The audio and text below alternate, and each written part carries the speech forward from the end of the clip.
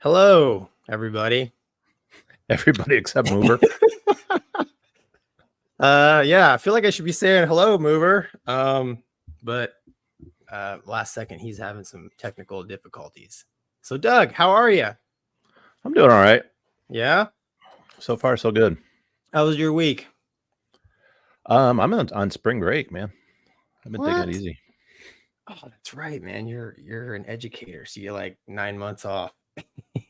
Yeah. Yeah. Well, like we were saying, Mover's having some technical difficulties, so he'll be back. He'll be up with us here in a minute.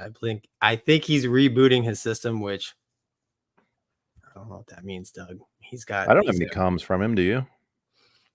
I've been talking with him on Facebook on Facebook Messenger, but he it's so bittersweet, man. I mean, I know it's been a while. We're what 37 episodes in, and I think I had the computer issues for maybe like the first five or so, and they were pretty heinous. And lo and behold, now it's Mover's turn. So hopefully all my shit talking is not gonna get Gonky.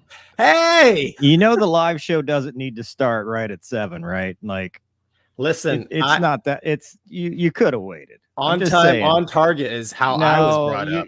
We could have given it a second. Could have waited. Tell that to the boots on the ground. Hack is when. I'm just trying. Yeah, look, in the Viper community, on time is your time. Start. And you're not looking at me. If you're wondering if you're looking at me, I'm not. No, I'm still fixing settings because you started without me, dude. It was. Look, I always strive to be on time, my friend, and we were a little late. So, besides, I got to preload everybody with all your alibis. So, appreciate you for that. We used to call it in the fighter world an excuse matrix. Every fighter pilot has a huge one. I don't.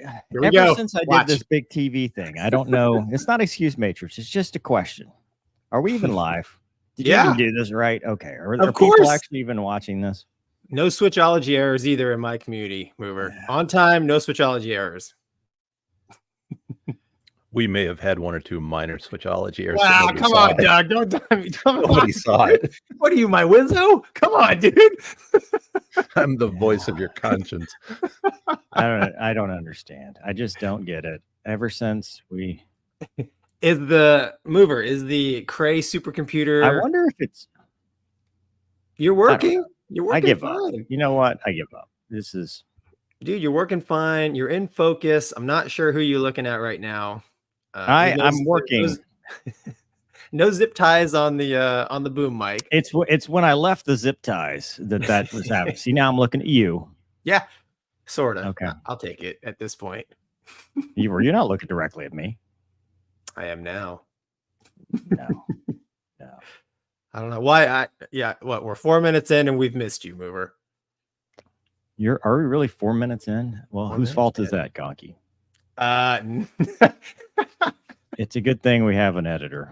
That's all I'm saying. It's a good thing we have an editor. Yeah, and Doug to help. Well, you know what it is, Gonky? It's probably because of the breaking news. The Boeing whistleblower. What happened to him? Suicided. He was found dead after giving a deposition. That's strange. I'm not. I mean, you're in law enforcement. Does that strike you as suspicious? It does. Yeah. I think he shot himself. Right. That's what it says. Yeah. Well. Yeah. I mean, anytime you shoot yourself in the back of the head, that's a bad day. So. I don't know that he shot himself in the back of the head, though, Gonky. Okay. So.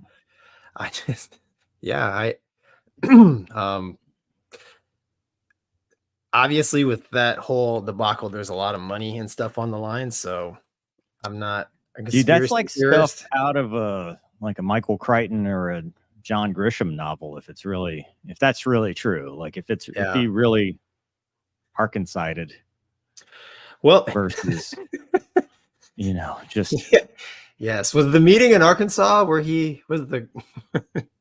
I don't know, dude. Yeah, well, there's been all my stuff's getting hacked here because they knew we were going to come out with this breaking news, and they had to silence me. Well, he's not. There's been a couple guys. I can't remember the name of the last guy, but he was involved directly with the Max, and he straight up said that Boeing should just stop building that plane. So I mean, there's been more than one. Was it this guy? No, he was talking about oxygen systems. Right. Well, unfortunately, they couldn't. When the investigators asked him, like, hey, who, the paperwork, the details for who installed that plug in that 7.3, like Boeing, they couldn't find it. So they're getting worked right now, and it seems like all publicity is bad publicity for them, which is unfortunate. Yeah. And there's there's gonna be more to come, unfortunately. But yeah, this guy, thoughts and prayers to his family and friends, because I mean, obviously, whether he really did kill himself or he fell on some bullets or something, I mean, it's bad either way. Yeah, and if that's the case, then obviously we don't want to make light of taking your own life, because obviously it's never the right answer. No permanent solution to a temporary problem. We talked about mental health. Gonky, what is the mental health minute? Did you guys figure it out while I was gone? I was just Doug had a great idea of soliciting the soliciting the audience. Look, man, I was responsible for getting the mission to push on time. For what? This is a recorded podcast, sir. It's what? All that car. That's funny.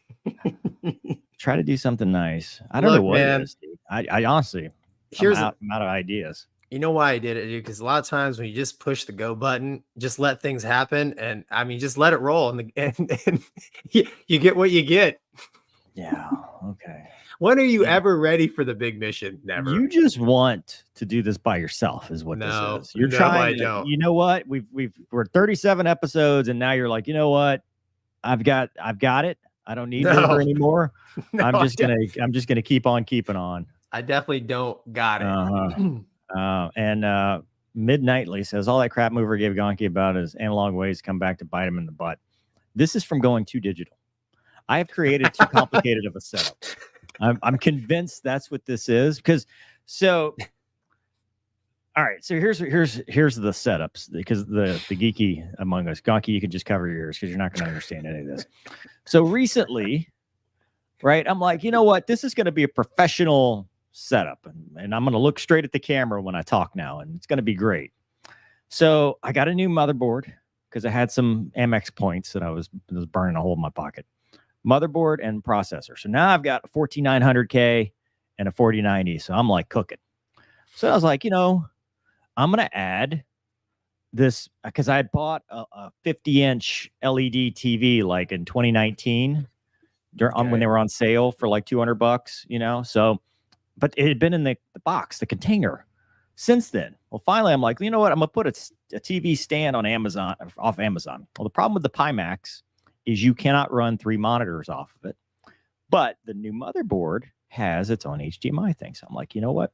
I'm going to plug this in, and then I'm going to move Gonky over to the big screen. So it's going to look like I'm talking to him when I do that. And it has been nothing but trouble ever since. Yeah, it's been nothing but trouble. So week 1, it was when I tried the NVIDIA look at the eyes thing. Remember we did that? Sure did. Gonky didn't like that. No, it just looked like weird. It's weird. Doug didn't like it either, man. It's not just me. And then I thought then we were having trouble where Chrome was running out of memory. And I thought that was like a hardware acceleration thing. And then right before the show, for the first time, see, it's a new problem every time.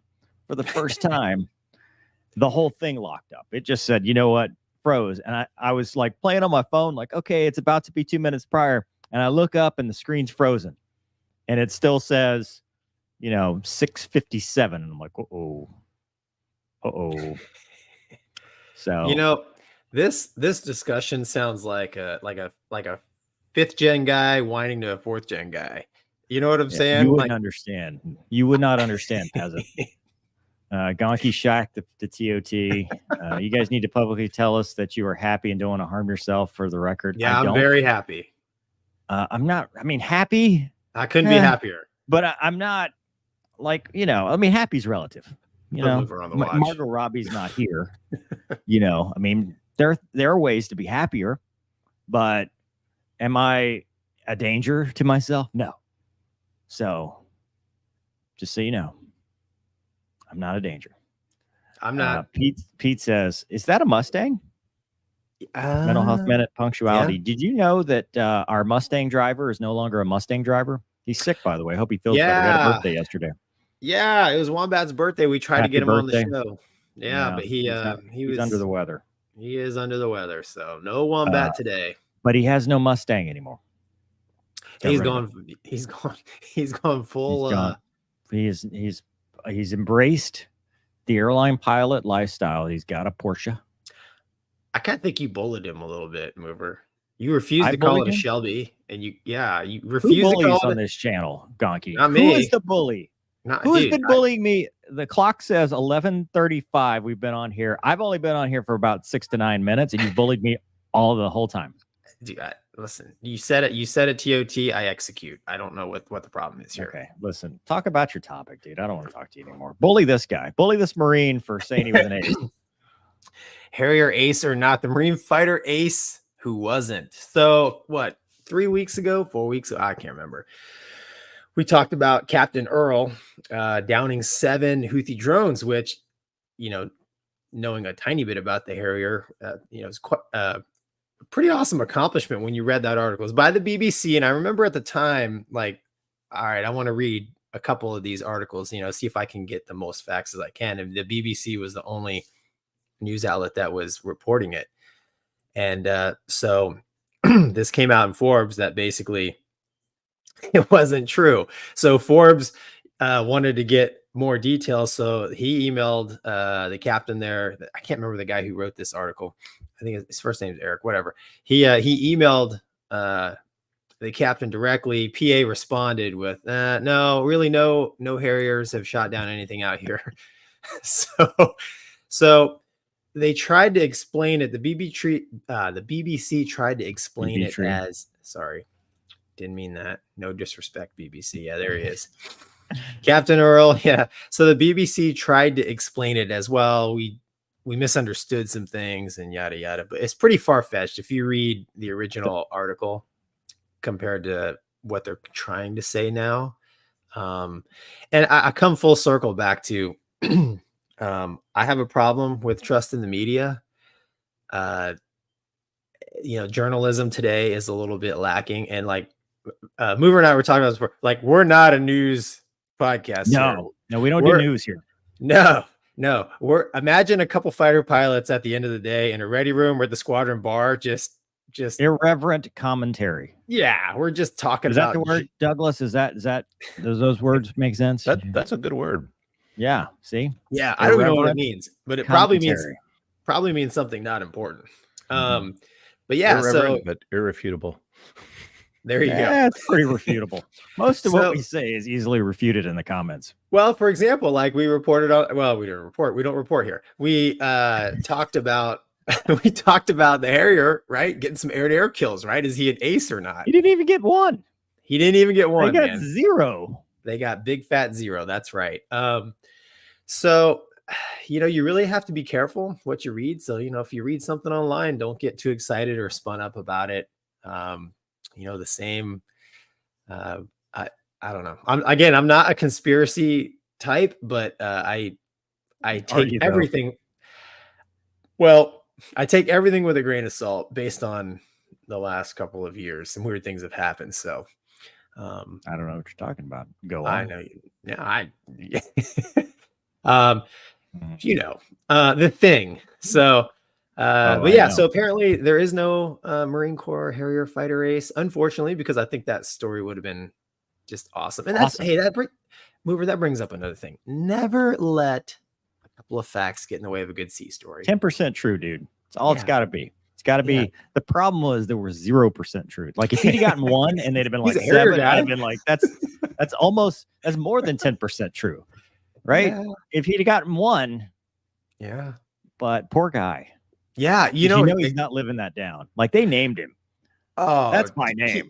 He can't go He might be able to stay in his little squadron, but dude, when he goes anywhere else, it's like he's probably got a patch. Did not shoot down Houthi drones. Yeah, like fighter weapon school non-graduate. Not in the instead not of the Top Gun not a Top Gun pilot. That's right. Instead of the Pipper on the MiG-21, the Pipper is off of a Houthi drone. Dude, make that patch. That's $1 million idea.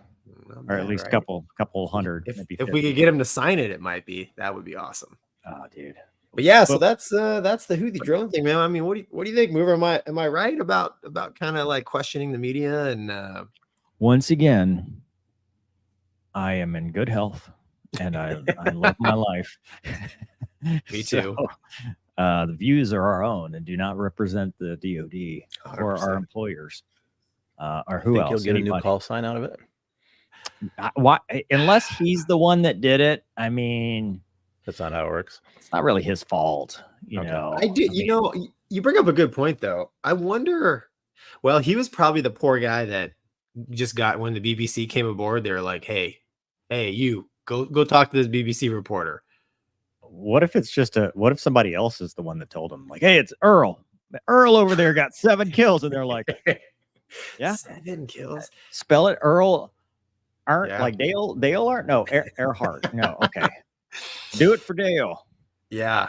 No, man. I that's a good question. I don't know. No, so when I was on the carrier, we had Al Jazeera come out, and yeah, and it was me and my buddy BDM. They're like, okay, they're gonna bring camera crew out. It's gonna be you two knuckleheads. They're gonna film you guys like putting on your gear, and they're gonna interview you. And I feel kind of bad now because at the time I was a lot younger and I guess less respectful. Okay. You? Yeah. Did you bully somebody, Gonky? No, but the poor girl was asking me questions and I was giving her like 10% answers and she was but no, they did their thing, man. They filmed us. They went next door to our sister squadron. And what's funny is they didn't use any of me and BDM's interview because I would like to find this. We were slightly not helpful, but they did use us getting suited up, and then they used our sister squadrons for words. Do you have that footage? Dude, it's probably out there somewhere. Al Jazeera 2006, something like that. John C. sent us. No idea, man. Awesome. I mean, if somebody could find it, that'd be awesome. The internet is forever. All right. Yeah. Well, good talk. That's that. Moving on. Before we get to that, Doug, I see you have it queued up because I'm a little afraid to share a screen right now because I'm afraid it's just going to crash this entire. Like I'm hanging on by a thread right now. Renee says, "We still love you, Mover." Thank you, Renee. You're the one.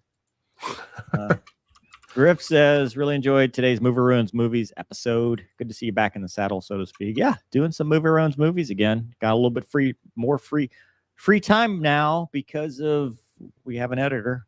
Yeah, we've outsourced. That's working out. Yeah, it's given old Mover because I was doing all the work. Come on, dude. I pushed us on time today. I hate to keep bringing that up, but yeah, to the detriment of the mission. To the detriment of the mission. Speaking of detrimental to the mission, the F-15s in Jacksonville startled many, shattered some windows, broke glass, and people sure did touch grass. They sure forced people to touch grass after breaking glass. Yeah. With our breaking news. Why is it not? Here we go. So are you gonna play it? Yeah, we're gonna listen to them in a second. I'll read the thing. F-15 shattered homeowners' windows while training in Florida during recent low altitude training exercise. Many residents across several towns reported various other property damage. Residents in Putnam County called the sheriff. Why? Like what? Anyway, it was on March 2nd, 2024. Unhappy with that their homes were damaged and wanting to know what the heck was going on. It destroyed my friggin' house. Doug, can we listen to the 911, the 911 times 1,000 calls?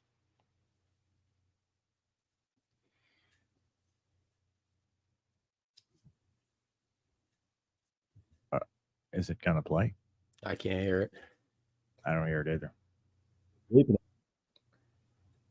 Douglas, It's really. can you hear it now? Nope. Nope. Can you? Did you share the screen audio perchance? Hang on. Hey, it's not me this time. Ah, everybody now? has their. Everybody has now? their turn. Nope. Oh no! Because You it's had to- Too bad. Did you do share screen audio when you clicked on the old share screen? I did. I can. It's fantastic. Let me try a different way. How about now? You get a real. There we go. Well, this one they dropped behind my house. I don't. I'm going to start it over because we missed some good stuff.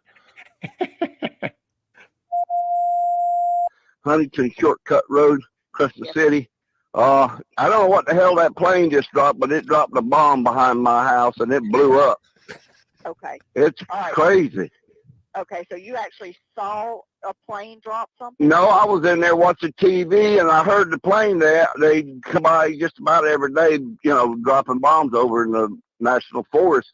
Well, this one they dropped behind my house. I don't see no flames at this point, but it was so close, it moved my trailer. I mean, the whole trailer shook. Okay. So they dropped a bomb or a plane crashed or something. I don't know what the hell's going on, but it's Okay. crazy. Can I get your name? Okay. Huntington Shortcut Road. Can I get your phone number, Mr. Oh, there. Okay. My God. Are you okay? Yeah, I'm okay. I about had a heart attack. I'm telling you, it shook my whole house and dust was flying in the house. It was crazy. It's like, I thought they done got me. I just knew it was gone. It's Okay. close. So I hope there ain't nobody messed up behind me. I mean, Okay. All right. that's crazy. We've got multiple calls on it. We got people on the way. Okay, thank you. Bye-bye. I would love to Putnam be that County now. responding deputy. This is Barbara Lieutenant. She's Lake Avenue in Crescent City. Go ahead, ma'am. Yes, something just exploded. I don't know if it was somebody's propane tank, but yeah, there's a Bobby. gassy smell. Propane petrochemicals, Bobby. I literally thought something hit a bomb Dang in it. the house. I mean, the whole house just vibrated. I mean, So you're saying horrifically, and okay, yes, ma'am. You said you can smell gas now? something smells wrong. It's Smells like like a gas freedom. smell, but That's what that smell it's is. not a gas That's smell. right. I don't know how to JP8 and explain it, freedom. but you just know it's not the right kind of smell. And Okay. it, What just, is- it literally What is your address? Lake Avenue.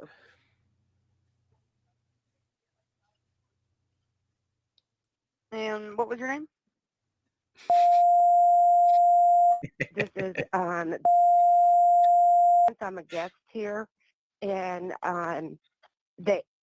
we're all looking to see if, maybe a neighbor's house blew up or something. But it was Whoever made this definitely video's got the wrong Okay, eagle up but there. explosion. What's There your we phone go. number? Fixed it.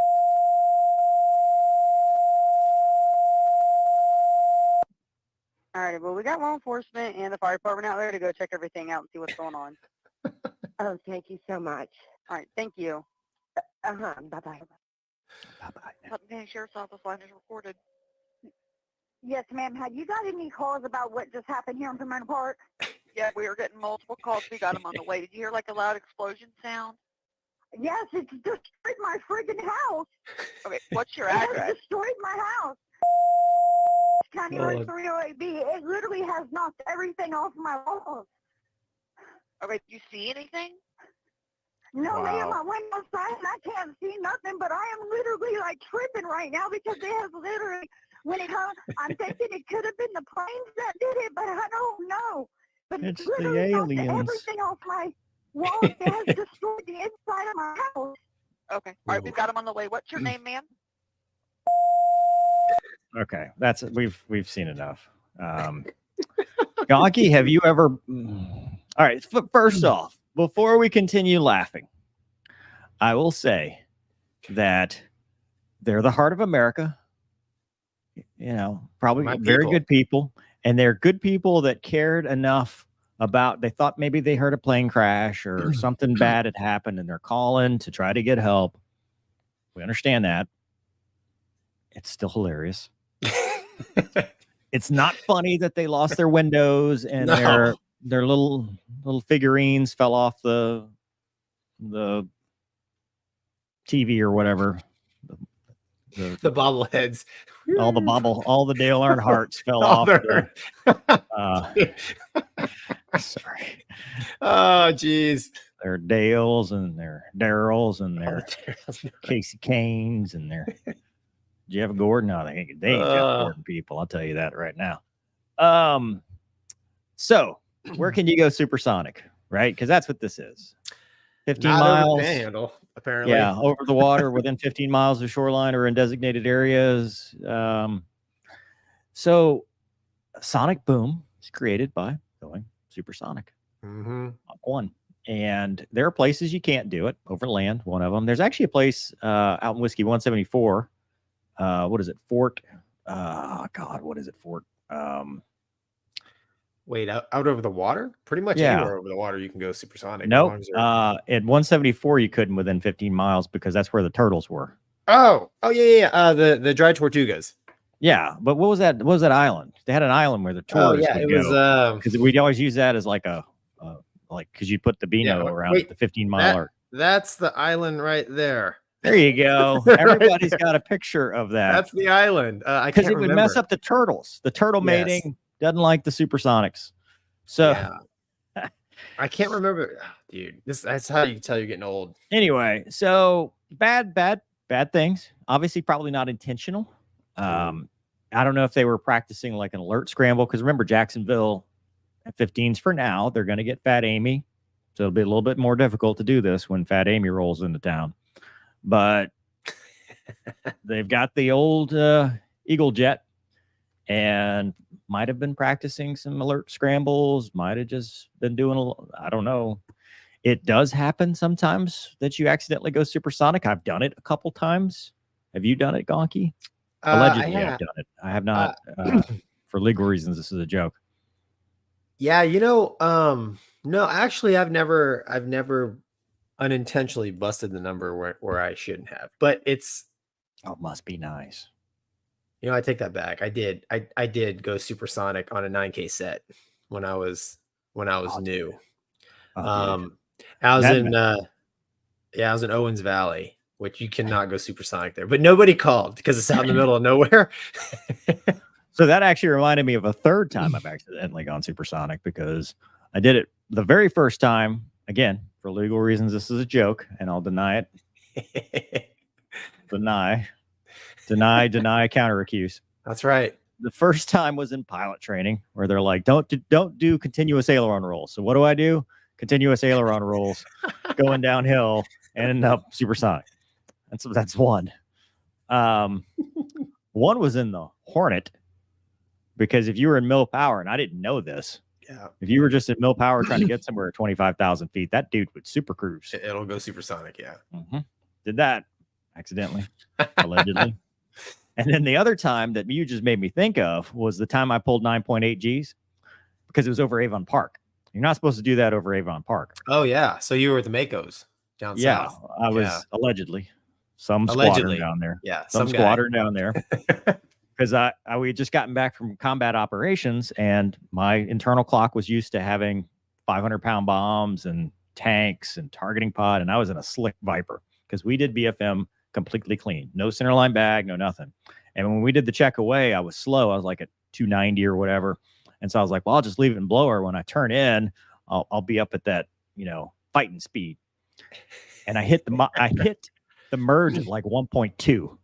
And I pulled. I'm like, I'm gonna go one circle because I'm slow. Oh, dude. Internal clock says I'm slow. Didn't even look at the airspeed. And dude, I knew it was bad when I'm like, whoa, this thing's pulling a lot of G's. And he immediately saddled up, gunned me, and I'm like, trying to stay awake, sir. See, these are things you like. That couldn't happen to you. Well, that couldn't happen to you in DCS because you know what I'm saying. Like correct me if I'm wrong. It's like when I was supersonic on my 9K set. As soon as I started pulling, I realized my error.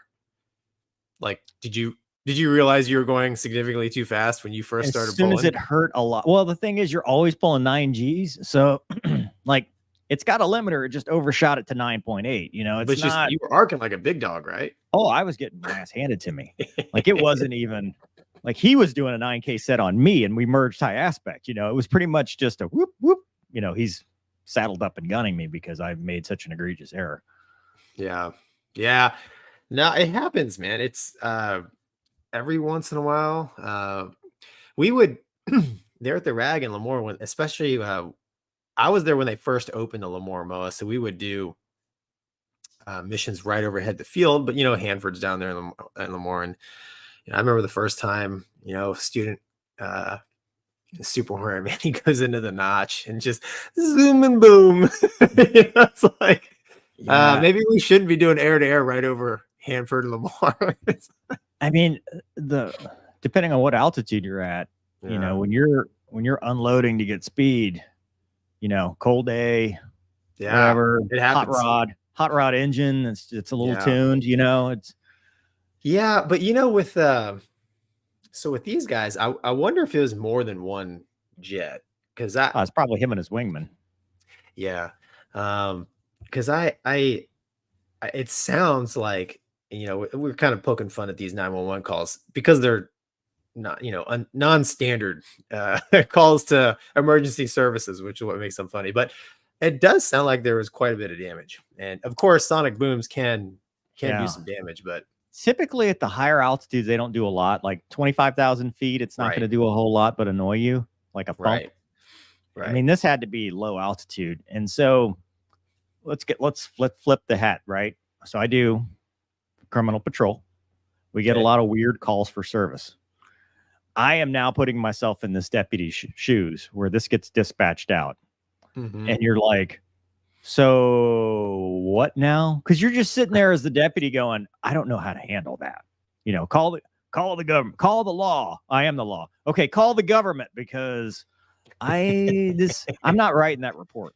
No. But, you know, because sometimes we get calls, sometimes they're BS, right? You get calls of gunshots, right? You'll go out there and they're like, I hear gunshots, but I don't know where it's coming from.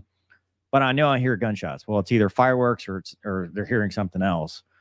And so, but when you get this number of calls all saying that, the first thing they're doing is they're looking to make sure there's no downed aircraft. You know, they're making sure that there's no missing military aircraft. Because remember what just happened a couple months ago? The Marines lost a F-35. We played those tapes where they're calling. We didn't play the tapes, but we talked about where the Marines are calling saying, hey, we lost a jet. Especially now, Putnam County, I don't know how far that is from Jacksonville or whether they're even aware, you know, because sometimes farther you are away, the more you're not even aware that there is a F-15 presence. So, I mean, it's a tough one. I wouldn't want to be that responder because more than likely, because there was damage, they did show up at somebody's house and they did have to take a report. Right. And so you're like, how do you even write this? You know, I mean, give it to the field training officer and their recruit. Yeah. I mean, we haven't heard anything, but they might have been scrambled on a real world alert, you know? I mean, yeah. Patrick says, did the Air Force answer or explain yet? Doug, was in that article, did it actually say at the bottom? Did I miss that? I'll go take a look. I don't think it did. I read I don't remember reading any kind of. Yeah. In the past, when this has happened, they have taken responsibility. So yeah, it says the Florida National Guard Command has directed that an investigation take place, determine facts, implement any necessary measures. So they're not, I don't think they're basically saying that, but they do. They established a phone line for the residents affected should they choose to file a claim. And typically that's what happens. Yeah. They'll pay for it. Yeah. I mean, every once in a while we'd have a student, you know, like I was saying, boom, Hanford, Lemoore, and it was usually somebody call the cops, you know, then they almost always knew, you know, I mean, we're probably the biggest jet base on the West Coast. And then, you know, somebody would call the ready room and then we would just very quickly, you could lay out the timeline and you could figure out who, and then usually by then, whoever, you know, you'd see it in the debrief, right? So, I mean, I didn't even like when I went supersonic on my 9K set, I had no idea that I went supersonic until the debrief when the IP was watching my tapes and he you know, and he saw how fast I was going. But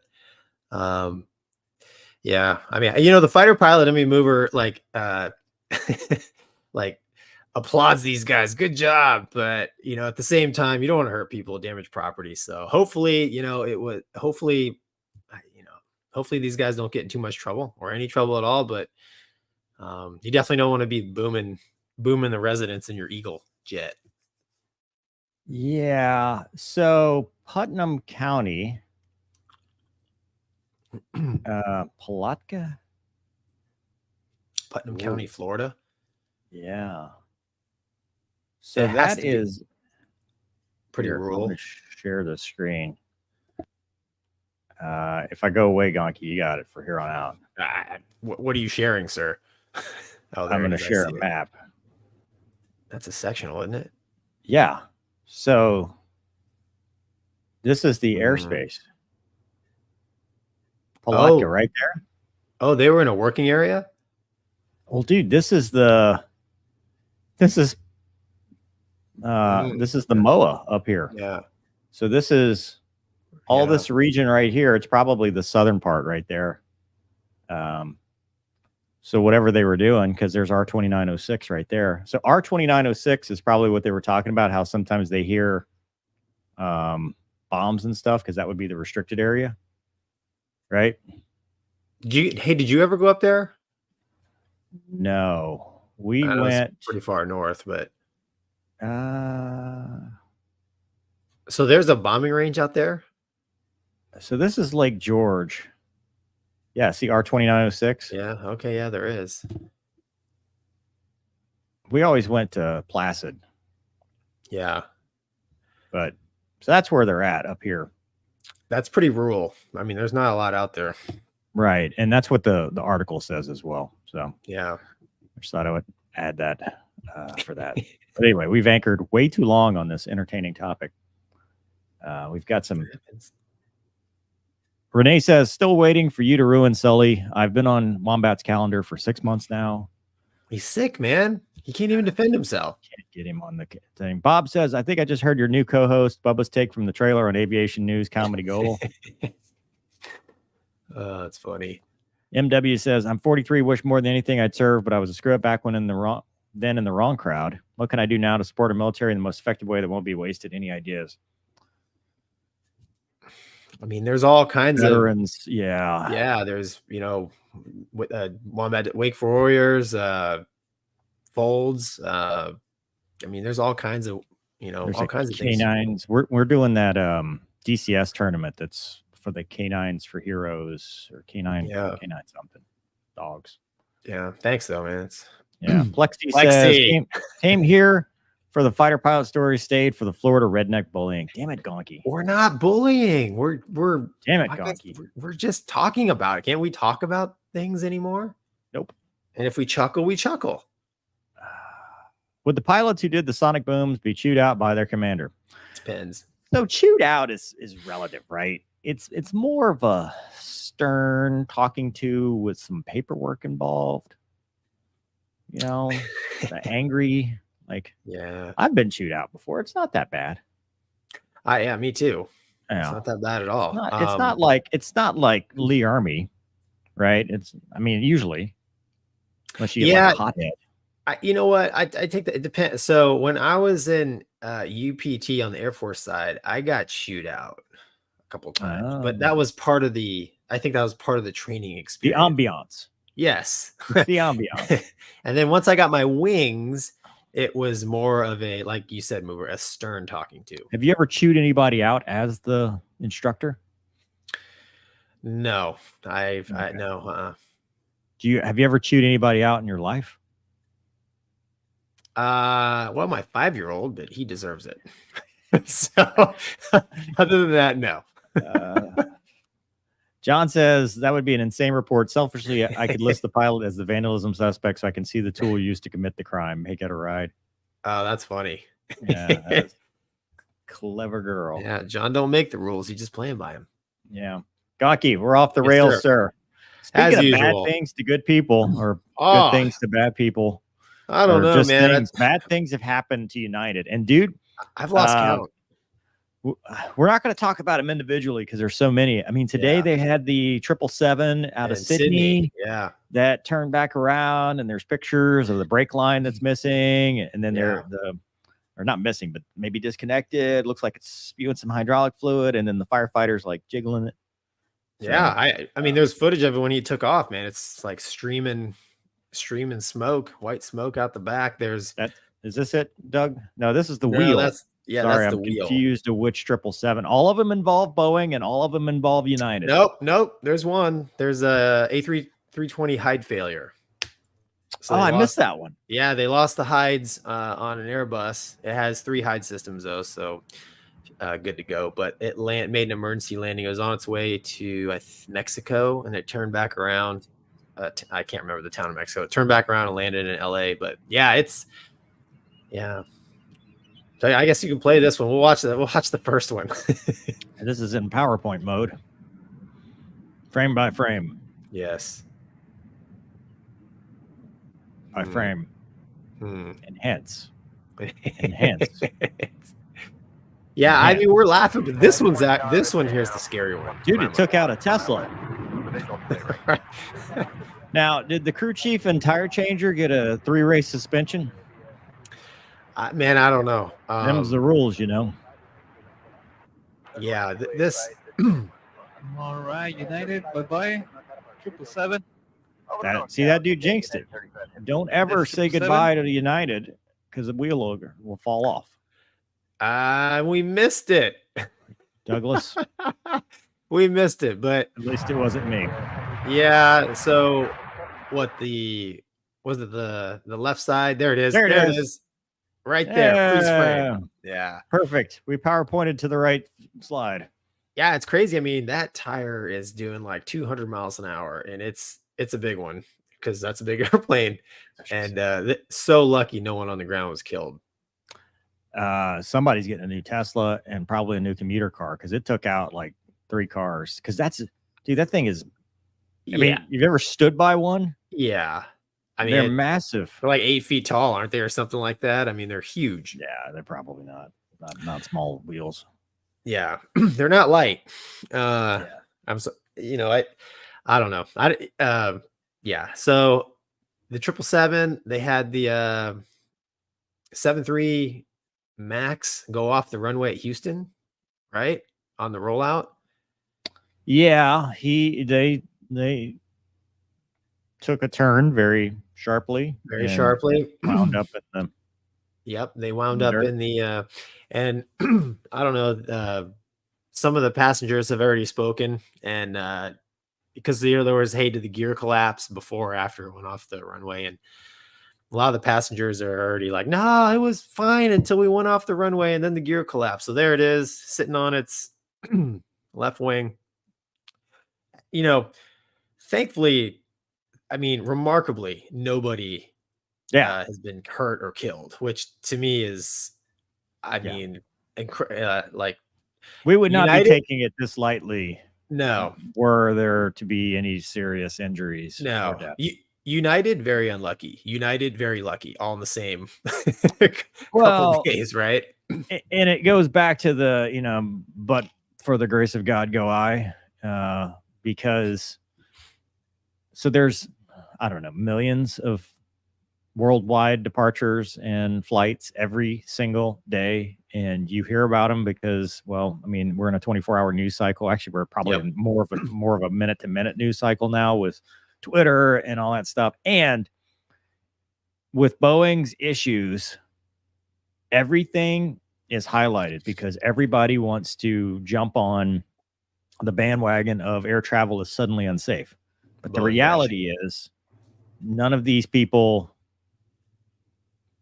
had serious injury. Now, there was a LATAM flight today or yesterday in a 787 where 50 people got injured, and they don't really say what happened. Mm-hmm.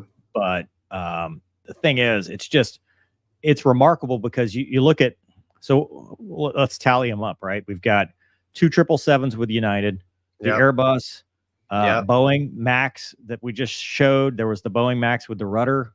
75.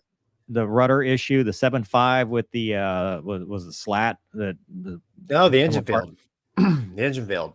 Okay, 7.5 that the engine failed, but didn't we cover a slat too? Yeah, that was last United? week. Yeah, that was United. I mean, and then didn't they have the engine stalls on the 7.3, the fire? Yes, they had that with the bubble wrap got into the intake. That's right. It was fun. Yeah. So, I mean, they're just not having that great of a month. Yeah, there's a lot of great Americans people, I should say, that work at United, but it couldn't have happened to a better company, in my opinion. I'm not a United fan at all for how they treated their people during the past couple of years. I know on the pilot side, they all had to take leave with no pay. So, karma, man. You make fun of me about technology and look what happens, mover. You crap on your people during flu season. Look what happens. I digress. I just wanted to say that because that's what I would say if we were in a ready room. Suck it, United. Tomcats. That's right. Box 3, baby. Mad dog it. Yeah. Well, hey, it was a good run, Gonky. We made it. I don't work for United, so I don't. No, I don't have anything else to say about that. The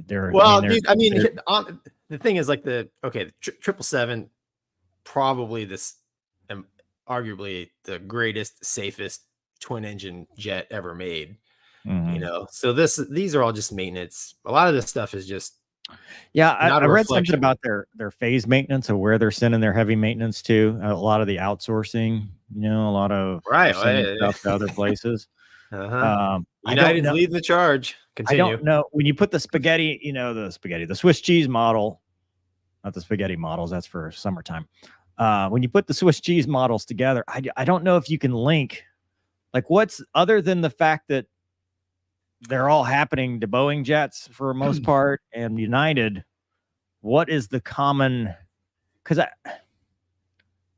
where there's smoke, there's fire, right? Well, but I agree with you that there's a corporate culture problem there, but I still think at the ground level, the mechanics and pilots are professionals. Yeah. So I have trouble believing that it's a symptom of the larger corporate problems, right? It could be, but to me, that the guy and gal that's turning the wrenches, they're doing the best that they can.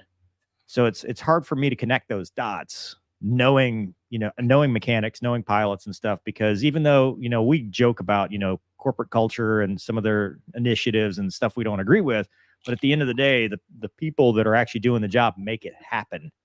No, that's why I was saying, man, like, there's they're all great people, professionals that work for United, but it's whatever culture that they're in, especially I think maybe on the maintenance side, whatever system that they're using is not working. This is just 2 in the same week. All right. But it's almost the joke now is like, we're running out of fingers here. How many? But it's the halos or horns, man. It's a trend, right? As soon as you get 1 or 2 things identified, then everything that happens, you're going to be, they're going to poke the finger at you. Yeah. They're going to go. So once you've established a trend, everybody's going to be looking like they're under a microscope now. Anything that any early return, anything, and which negates the fact that the pilots did a good job, except for one of them, maybe potentially. We don't know. That investigation hasn't been happened, but the pilots did a good job, brought the aircraft safely home in all of these cases. Yeah. So good job to them. Good job to the first responders and the second responders who stood there and put the fires out. And like I said, man, you can be, it's like the problems we talk about in the military all the time. You're all professionals, but you're handcuffed by the organization that you're in. You have to play by the rules of the organization you're in. So I think that there's probably an issue there that the the thing that concerns me is I just hope, and I'd be shocked if this isn't going on right now. There's some sort of internal like all stop or all, all hands. No. Like, Nah. you don't think so? Like, I mean, No. if I was the United CEO, I'd be like, no, because you can't afford to stop. You got to keep. You got not stop, but like, hey, everybody on the phone now. We got a meeting. What's going on? Like, like who's not tightening these bolts? Yeah. You know who they're having a meeting with? Their PR people, marketing. They're, I mean, the reality is they're having a meeting with marketing and stuff. And it's not just United. Alaska, after losing a door, was just in the news for a cargo door being open. I saw that. I mean, that was also Boeing, wasn't it? There's also a 737. 732. Yeah. I don't know, man. I don't know. It's to me, it's just there's too many things in a short amount of time to just be, oh, that's a one-off. So hopefully they find the root cause and they can correct it, and then carry on with safe 121 operations. Because I mean, at the end of the day, man, we don't want anybody to get hurt, right? And they're super lucky, because if there's one more thing, mover, and someone gets hurt or God forbid dies, it ain't gonna be good for the United. Industry. No, yeah, it's not for the gonna be industry. good for the industry. It's not going to be good for the industry, because they're really not. There's not a huge difference, right? They're all very similar, not because they have to for competition. So, going to the chat, MJ says 100% Gonky. Bob says outsourcing phase maintenance, that potential cause makes sense to me in some cases, depending on who it's outsourced to. Yeah. All right, moving on. I think Gonky, is this yours? Doug, is it V22's back in service? We doing that one next? Yeah, I think so. Yeah, it's quick, man. Yep. It's kind of a long article, but basically they put the V22 back in, and then reading through this article, when I first heard that, I was like, they didn't make any changes to the airplane. So basically they increased their maintenance schedules on, I can't even pronounce the part number. It's called a prop, I don't know, some gearbox item that failed, and they don't know how to fix it. So their fix is, we'll just inspect it more. The Navy Air boss, he made the distinction, which I think is good, of, hey, listen, just because we're clearing the Osprey back to flying doesn't mean it's back to mission. So that tells me there's going to be probably restriction. There it is. Hold on, stop, Doug. The prop pronator gearbox. Is that how you pronounce it? Yeah, prop rotor. Yeah, because it's a prop rotor. It's at Mid-Ohio Education, and then a prop. Yeah, so that's the issue right there. So but yeah, so I don't know, man. They say NATOPS is written in blood, so I don't know a whole lot about the nuances of flying the V22, but if you can, through procedures like operator, like pilot procedures and maintenance, keep this from happening again, that's great. But from reading this article and a couple other ones, there's a lot of people that are not convinced that that the problem is fixed, and it kind of reads a lot like, well, we've got too much in this thing, we got to get it flying again. So I don't know. What's your take? It says the November crash may have involved chipping. Where go up? Yeah, it's from the gearbox failure. Scroll. Doug, there you are. Tiny pieces of metalware. Oh no, we have overshot. We must have a time delay, because I was sitting on that for quite a while. Yeah, there's Is that what you're looking for? Yeah. So tiny pieces of metal wear off during use can damage the engine. He did not specify whether chipping played a role in the crash, but characterized as normal phenomenon for a mechanical system. They have the monitoring system and alerts the pilot if any is detected. I mean, that's a common thing in the rotor world, but yeah, but it sounds like when this thing fails, it's like, the red flag pops up, you're screwed. I mean, I I don't know.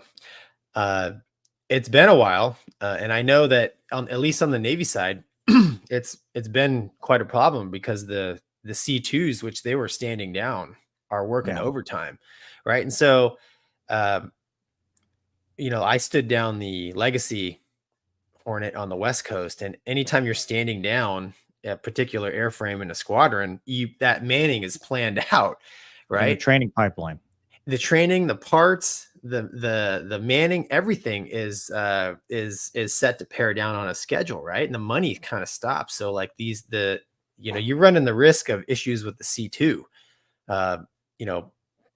parts for the airplane, and then maintainers and pilots working overtime. So at least on the Navy side, as far as replenishing ships, getting parts out to small boys, carriers, whatever, it's in their best interest to get this thing going ASAP. But I don't know, man. You talk about the training pipeline on the C2 side. I'm talking about on the Osprey side, right? Because the schoolhouse they had to stand down all the qualifications. So if you're out of currency for this long, now everybody's got to get spun up. Everybody's got to get takeoff and landing qualified. Everybody's got to get instrument approach qualified. Like, you lose all your quals from a stand down, right? And then there's no pipeline because there's standing down too. So even it's not an immediate fix. Like, as soon as you say, hey, you're back on, you can go fly. Well, there's a spin up time. Everybody's got, the instructors have to get current. And then now granted, they have sims, but I don't know how much in that world. Cause like in heavies, you can get landing currency in the sim. I don't know about the Osprey world, fighter world. No. Yeah. Yeah, at the end of the day, the Osprey is actually statistically still, a safe aircraft. So, but it remains to be seen. Hopefully, the problem is contained. Obviously, it's not fixed. They didn't really fix anything, but hopefully they figured out a way to operate the aircraft without it, killing anybody else with this specific problem. So, I mean, we'll just have to wait and see. Yeah, Garrett says, I have a buddy who's a V22 pilot. He says they found all the problems, but don't know why it failed. He says they won't be flying for a bit due to training. Yeah, there it is. Yeah. All right. Is that all you want to talk about on that one? Yeah. You've got a chat from DG. He says, VA secretary intervenes after top officer orders iconic end of World War II kiss photo removed from depicting a non-consensual kiss. Talk amongst yourselves. What? Is it the one, the Navy guy? Is it the one with it? It's a sailor. What do you mean it's non-consensual? Because they just won World War II. Yeah, but I mean, it's not like she was pushing the guy away, right? I don't know, dude. I don't know. But they rescinded this. This is not a thing anymore. Oh, okay. Okay. Sorry. So it happened, and then they put it back, and they said, "Just kidding." It's politics. You're trying. They're baiting you into baiting you, Gonky.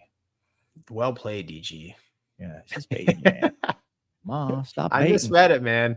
Jeff says root cause greed, and that I don't know which topic he's talking about. I think the V22 airline. Well, he might be talking United, or yeah, he could be talking about just about anything right now. Well, he's not wrong. Abaddon says, good day from Adelaide, South Australia. Thanks for the awesome show. Have a good one. Thanks, man. They're having old Bluey's mom. So Baddock Air A320 pilots have fallen asleep at the wheel. Yeah. A320. Yeah. They fell asleep for like, I think it says 28 minutes. And then one of them woke up. Indonesia, yeah. So they were 153 people to veer off course before landing safely, added to the country's troubling aviation safety record. Which, I mean, it happens, right? What was it? Maybe 15 years ago it's been now. The Northwest A320 guys fell asleep. I think they overflew Minneapolis by like 100 miles or something. I thought they were on their laptop. Well, that one wasn't asleep. I thought they were sleeping, man. I don't know. So, all I'm gonna say is that this is not, people are probably quick to jump on like because it's Indonesia or whatever. But so what happened? Gonky, I'm not sure if you're aware of this. It's since sometimes, you're stuck in your little Part 121 bubble. Foreign carriers have what's called controlled rest. You heard of that? Yes. Okay. So then that usually it's like a 45-minute nap, and the other pilot has to check in with the flight attendants. I think it's every 20 minutes. And if they don't, then the flight attendants, ding, ding, hey, you still up there? You still awake? And the 45 minutes is enough to give them that refreshing nap, but not give them sleep inertia. The U.S., for a U.S. airline pilot, domestic, this is foreign to us because the FAA is very like, you shall not sleep in the cockpit, even though it probably happens more than people would like to admit. In this case, which means people fall asleep inadvertently and nobody's telling each other, and then next thing you know, luckily this hasn't happened in the U.S. But in this case, the one resting pilot said, hey, I'm going to take a nap, control rest. And the other pilot also fell asleep. The thing was, it was kind of a fatigue incident because I think their sign-in was like 1 a.m. So they were kind of on the wrong side of the clock, both really tired, both fatigued, probably shouldn't have been flying in the first place just based on that fatigue. And then they both fall asleep. And then finally they wake up and holy crap. So I will say this. I think most of your Western countries do a good job with actually recognizing fatigue. So we had a 777 captain jump seat with us once, and he took like a 5-year leave of absence, and he went and flew in Asia, not Indonesia, but in Asia, A320s. And he told us, he specifically said, yeah, fatigue call outs are not a thing in that part of the world. He said that one of his buddies called in fatigue for he's like a 15-hour day, something crazy, called in fatigued, and his next fired. Well, no, they didn't fire him, right? Because that would look bad, right? If he went like to the press or whatever. They waited till his next proficiency check and failed him on it, and then got rid of him. Hell hath no fury like an airline scorned. Yeah. So he's like, you don't call in fatigued, and you try not to call in sick. So yeah. Wow. Yeah. Wow. Well, there you go. And it's also worth noting on this case here, like one of the pilots, he had like a 1-year-old at home that was crying and screaming, and I can relate because I have one of those too. And I have had to call in fatigued once because my daughter was just not having it. There you go. The joke from the audience is Boeing pilots can't sleep. All the things falling off. If it ain't Boeing, it ain't going. Oh, dude. If it ain't Boeing, I don't know. I love Boeing, man. Yeah, sure you do. Laura says 75th commercial flight baby was just born between Jordan and the UK. How many babies? I personally have never had a baby. I've had medical emergencies. Have you had how many med emergencies have you had? 3 to 5. Really? Yeah, you get them a lot because I used to fly a lot of South America stuff, a lot of international. Really? Just these longer flights because people. One of them we were going from Colombia, and that was probably the closest we were to diverting because we were calling the sat phone, calling the doc and the doctor on demand and all that stuff, and trying to get consultation because back then, I don't know about now, I'll get the training soon. You relied on that doctor, right? You had to call the on-call doctor, and unless there was a doctor on board. And then you talk to them, and the flight attendants would relay. You play the game of telephone. You come up with a plan, run the checklist, and decide, hey, is this a medical emergency enough to divert, or do we need a medical assistance when we get there, or is it just something that'll resolve? For us, the first part looked like, hey, we might have to turn back around and early return. But luckily, that person, I think it was seizures, right? Because seizures are one of those things that can kind of go either way. It could be a symptom of something more severe, or it could just be they have seizures, to what level and length. And that's the thing, like they were timing them, we're calling in saying, here's how long the seizure was, here's what's going on, here's their current state. And then they make the call whether to divert. Now, granted, a captain can override that, but you don't, you're taking that on your shoulders, right? Yeah. You can always be more conservative and divert, but you typically don't want to ignore. And they're never. I don't think I've ever heard of a situation where the company doctor's like, you land right now, that person dies, and the captain's like, nope, I'm on a green slip. I got to get there. You know, my second family's waiting for me. We have to get there. Yeah, I think I've probably had two.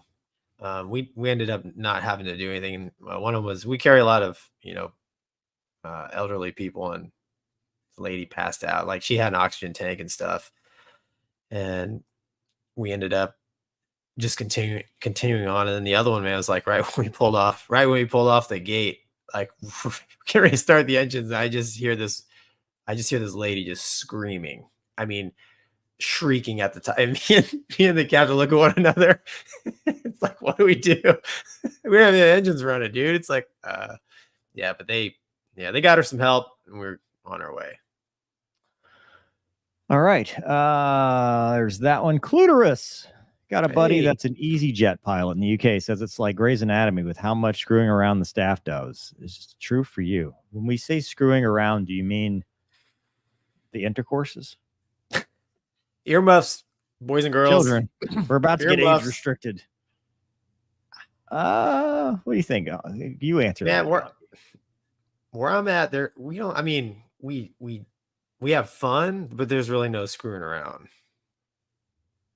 Just kind of how we fly. So, I don't know. I'm with Mover. There's various definitions to that word. Grey's Anatomy, I think, is I don't watch TV. It's for the ladies. Help me out. So it probably means relationships.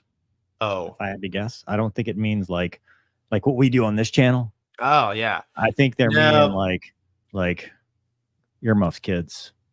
No, so I mean, do we have some pilots who are married to flight attendants? Yes, but I would say all in all, not really.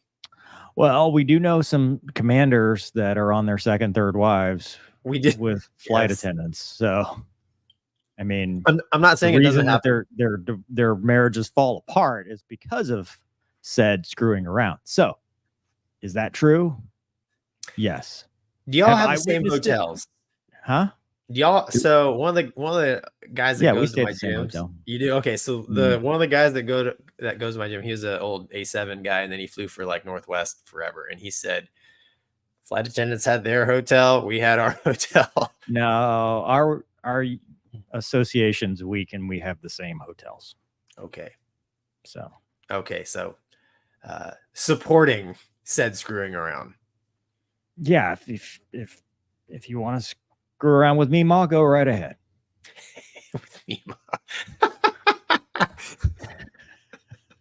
Is her name Bubbles? I'm just curious. Is Mima's name? Does she go by Bubbles too? Renee says Minnesota pilots totally fell asleep. I don't think I think they were on their laptop, because I remember. I think they tried to say they were like troubleshooting something on their iPad. Well, somebody said that they were bidding. I don't know. Garrett says, how do you guys keep yourself awake on long flights in the jet? Adrenaline? No, you set the bingo bug to wake you up. And then, no, just kidding. Again, legal reasons. This is a joke. Yeah.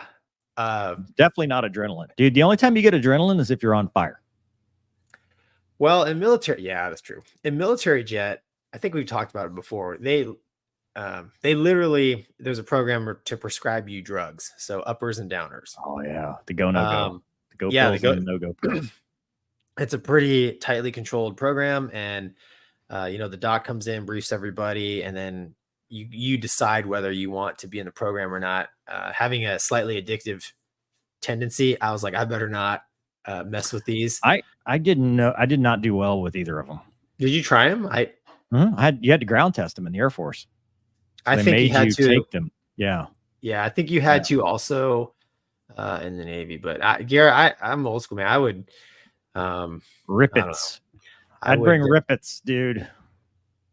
I would just have some angry songs going through my head, and all I needed was to focus for like 12 minutes to get it aboard the ship, and we were good. And after that, it didn't matter. Masick says, your voices are very calming. Do you train or practice having a calm tone of voice? Smooth jazz. I find that having a calm voice helps me keep my domestic life happier. So I really work on it all the time, because if I yell at my wife, bad things happen. Here's how I practice, Gonky. The exact opposite. I have no one in my house. So the only person I ever talk to is Luna. Everything else is text. I angry text and calm speak. You do. Yeah. You do It's an angry text, calm speak. Yeah. I don't. Do I angry? Do I angry text? Well, you text in all caps like a boomer. So That means I'm yelling. yeah, I know. I'm trying to tell you that. Bob says, sounds like LA to Vegas. Great show. That was a good show. Jim Norton's alcoholism. They're not getting married for their fun, Gonky. What? That's funny. Kate says, what level of EMS training do commercial pilots and crew have? Pilots? None. Zero. Yeah, zero. Did we get new training?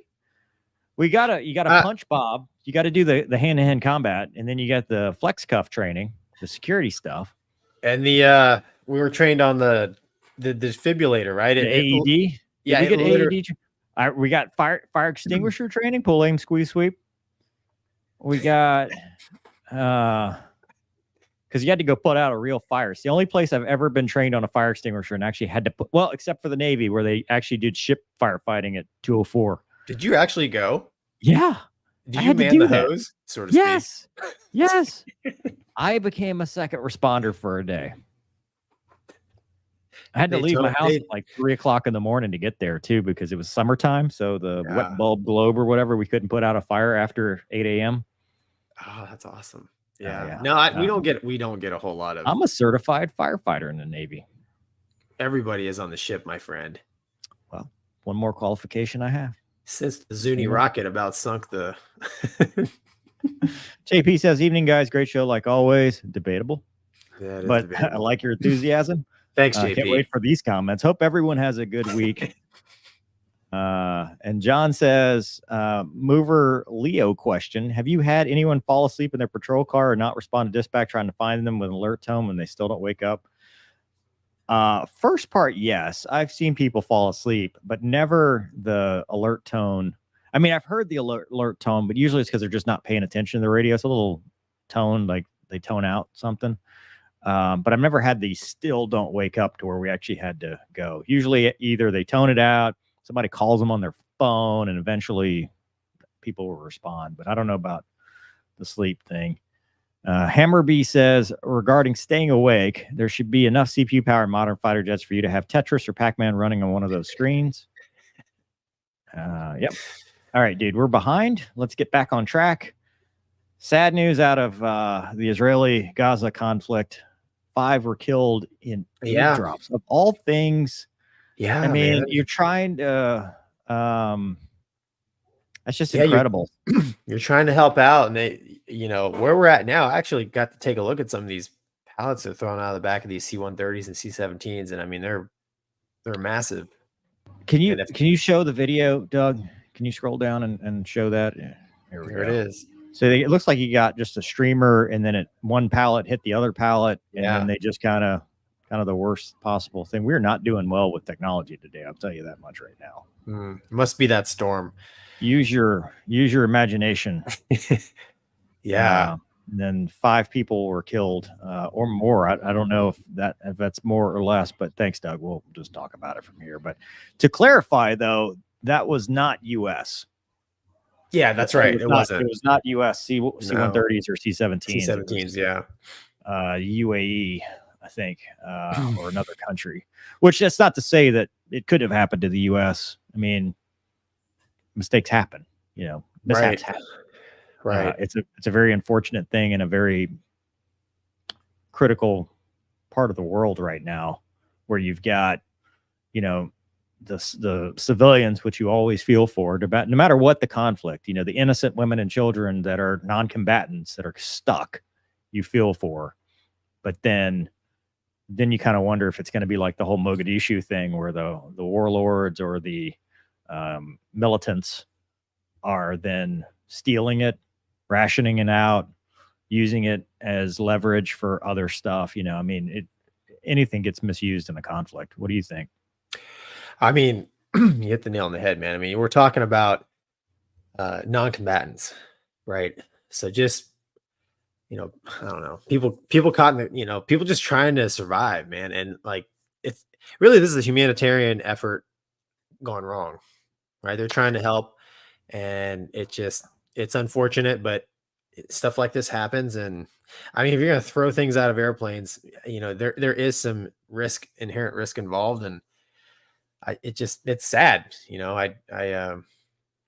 I feel for for everybody involved, but I mean, imagine, man, being the crew, the C-17 guys or the C-130 guys who.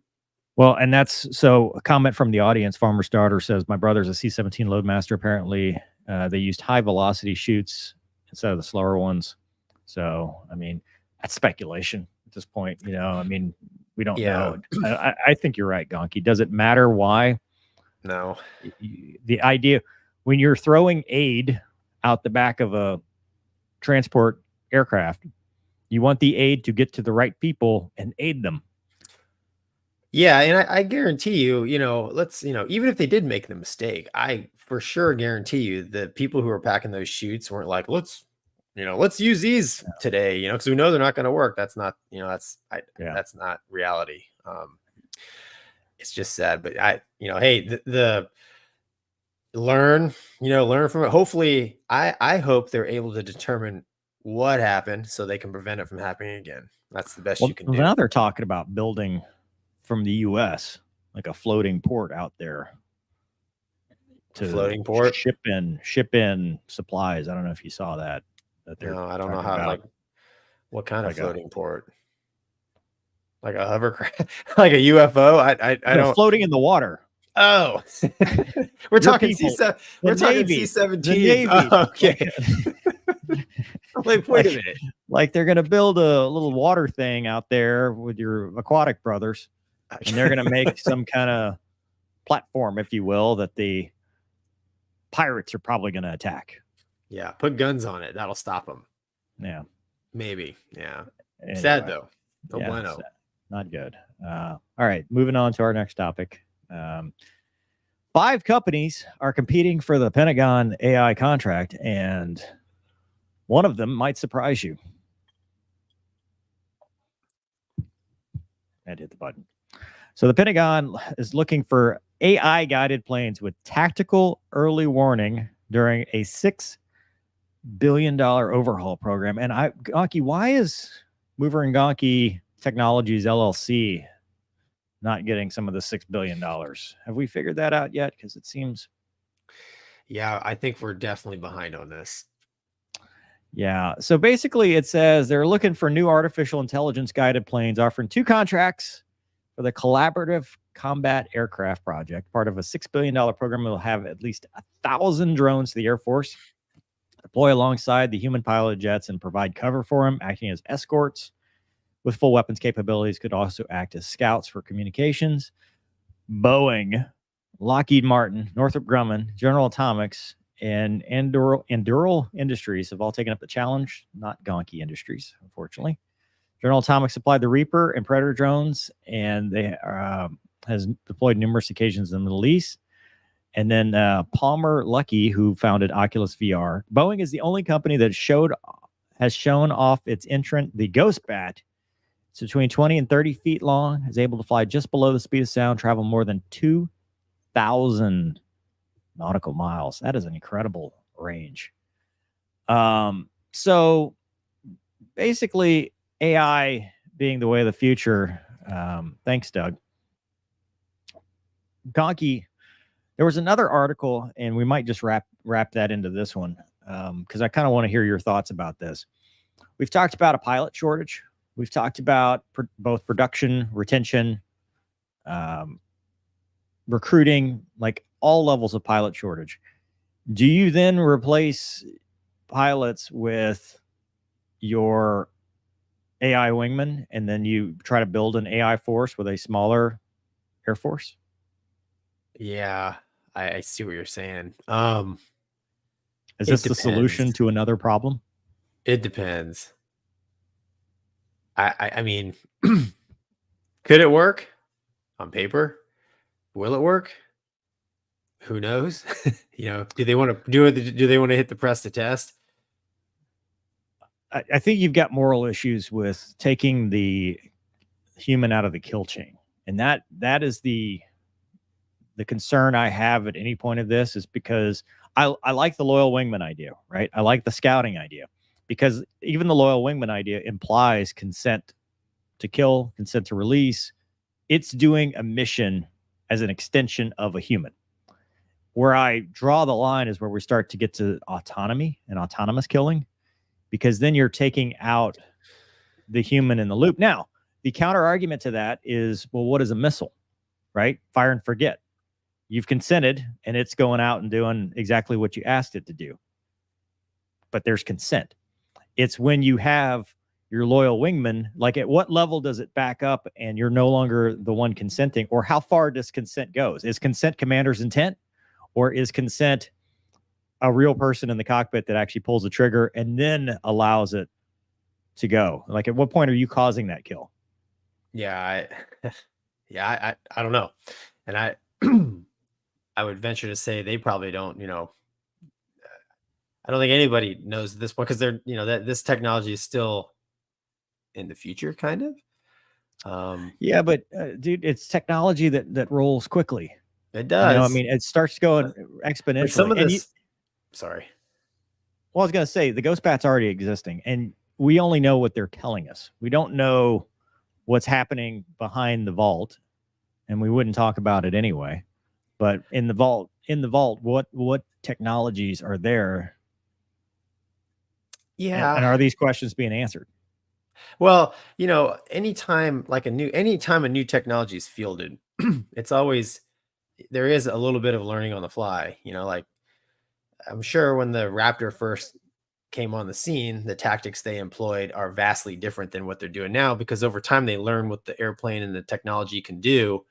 That's one of the main jobs of, your weapons school guys, to do that. So, I don't know. That's probably one of those things that, as they start to operate like that, I mean, they're going to have to figure it out. I mean, it's a valid point, man. I don't know. What I'm worried about is the piece where AI becomes aware and they try to put a plug. That's what I'm worried about. Well, there's a whole genre of fiction dedicated to just that concept. I mean, granted, in a perfect world, AI is a force multiplier.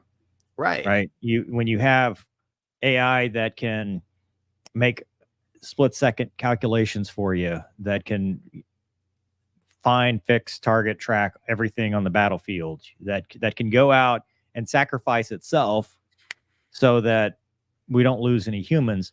But the bigger thing is, if we downsize our force, like if we're going towards an AI wingman, we're losing a lot of that corporate knowledge, which we already have. We're already there, right? We're already at that point where we don't have a lot of pilots, or we don't have enough pilots, and we're getting a bigger shortage, and that shortage ripples, because, like it or not, military pilots feed the airlines, military pilots feed civilian jobs, and eventually they're going to say, well, once AI successfully flies in a cargo aircraft in the military, then they're going to start looking at it, which they already are, and they're going to say, okay, well, let's clean sheet design a cargo aircraft in civilian world. And then they're going to say, well, okay, well, let's put passengers on it. And then at some point, the pilot profession is a very, very, it's like the riverboat captains, right? It's everybody's family. It's 4 or 5 families, and that's it. Yeah. It's coming. I don't know the extent, there's is the world going to turn out like Wall-E? Well, or is it going to be like, the intent obviously is force multiplier, like you talked about, but how far do you take it? How much, are the little AI bots going to be literally like, little MiG-29s flying around out there that don't do anything unless you tell them to do, or don't turn? Or is it going to be, are they going to be able to take in tactical information and make decisions? They're going to have to. Or otherwise you're just going to lose them. They have to. Well, make yeah, those decisions. yeah. You're not going to be able to drive them around because one man or woman in an airplane is not going to have the brain bites to handle more than maybe one or two of them like that, Right. let alone fly in their own fighter jet Yeah. and be tactical. So, Well, will they even need to be in a fighter jet, right? Oh, If you could Right. have a C-17 or, you know, a Wombat and his E2 and 6 dudes in the back, or dudettes, generically speaking, that are just controlling the battles. It's just chess pieces on the board. You know, you're taking the man machine out of it. Where it's going to be a big thing is CAS, you know, because you need that Yeah. connection to the 18-year-old with a rifle and the foxhole that's screaming on the radio. Yeah, there is I mean, we've done CAS obviously, and there is definitely I don't know. I mean, you would have to have a pretty advanced artificial intelligence to, I think, successfully do a real CAS mission. But like we talked about last week, the Navy's tanker, right? That's Yeah.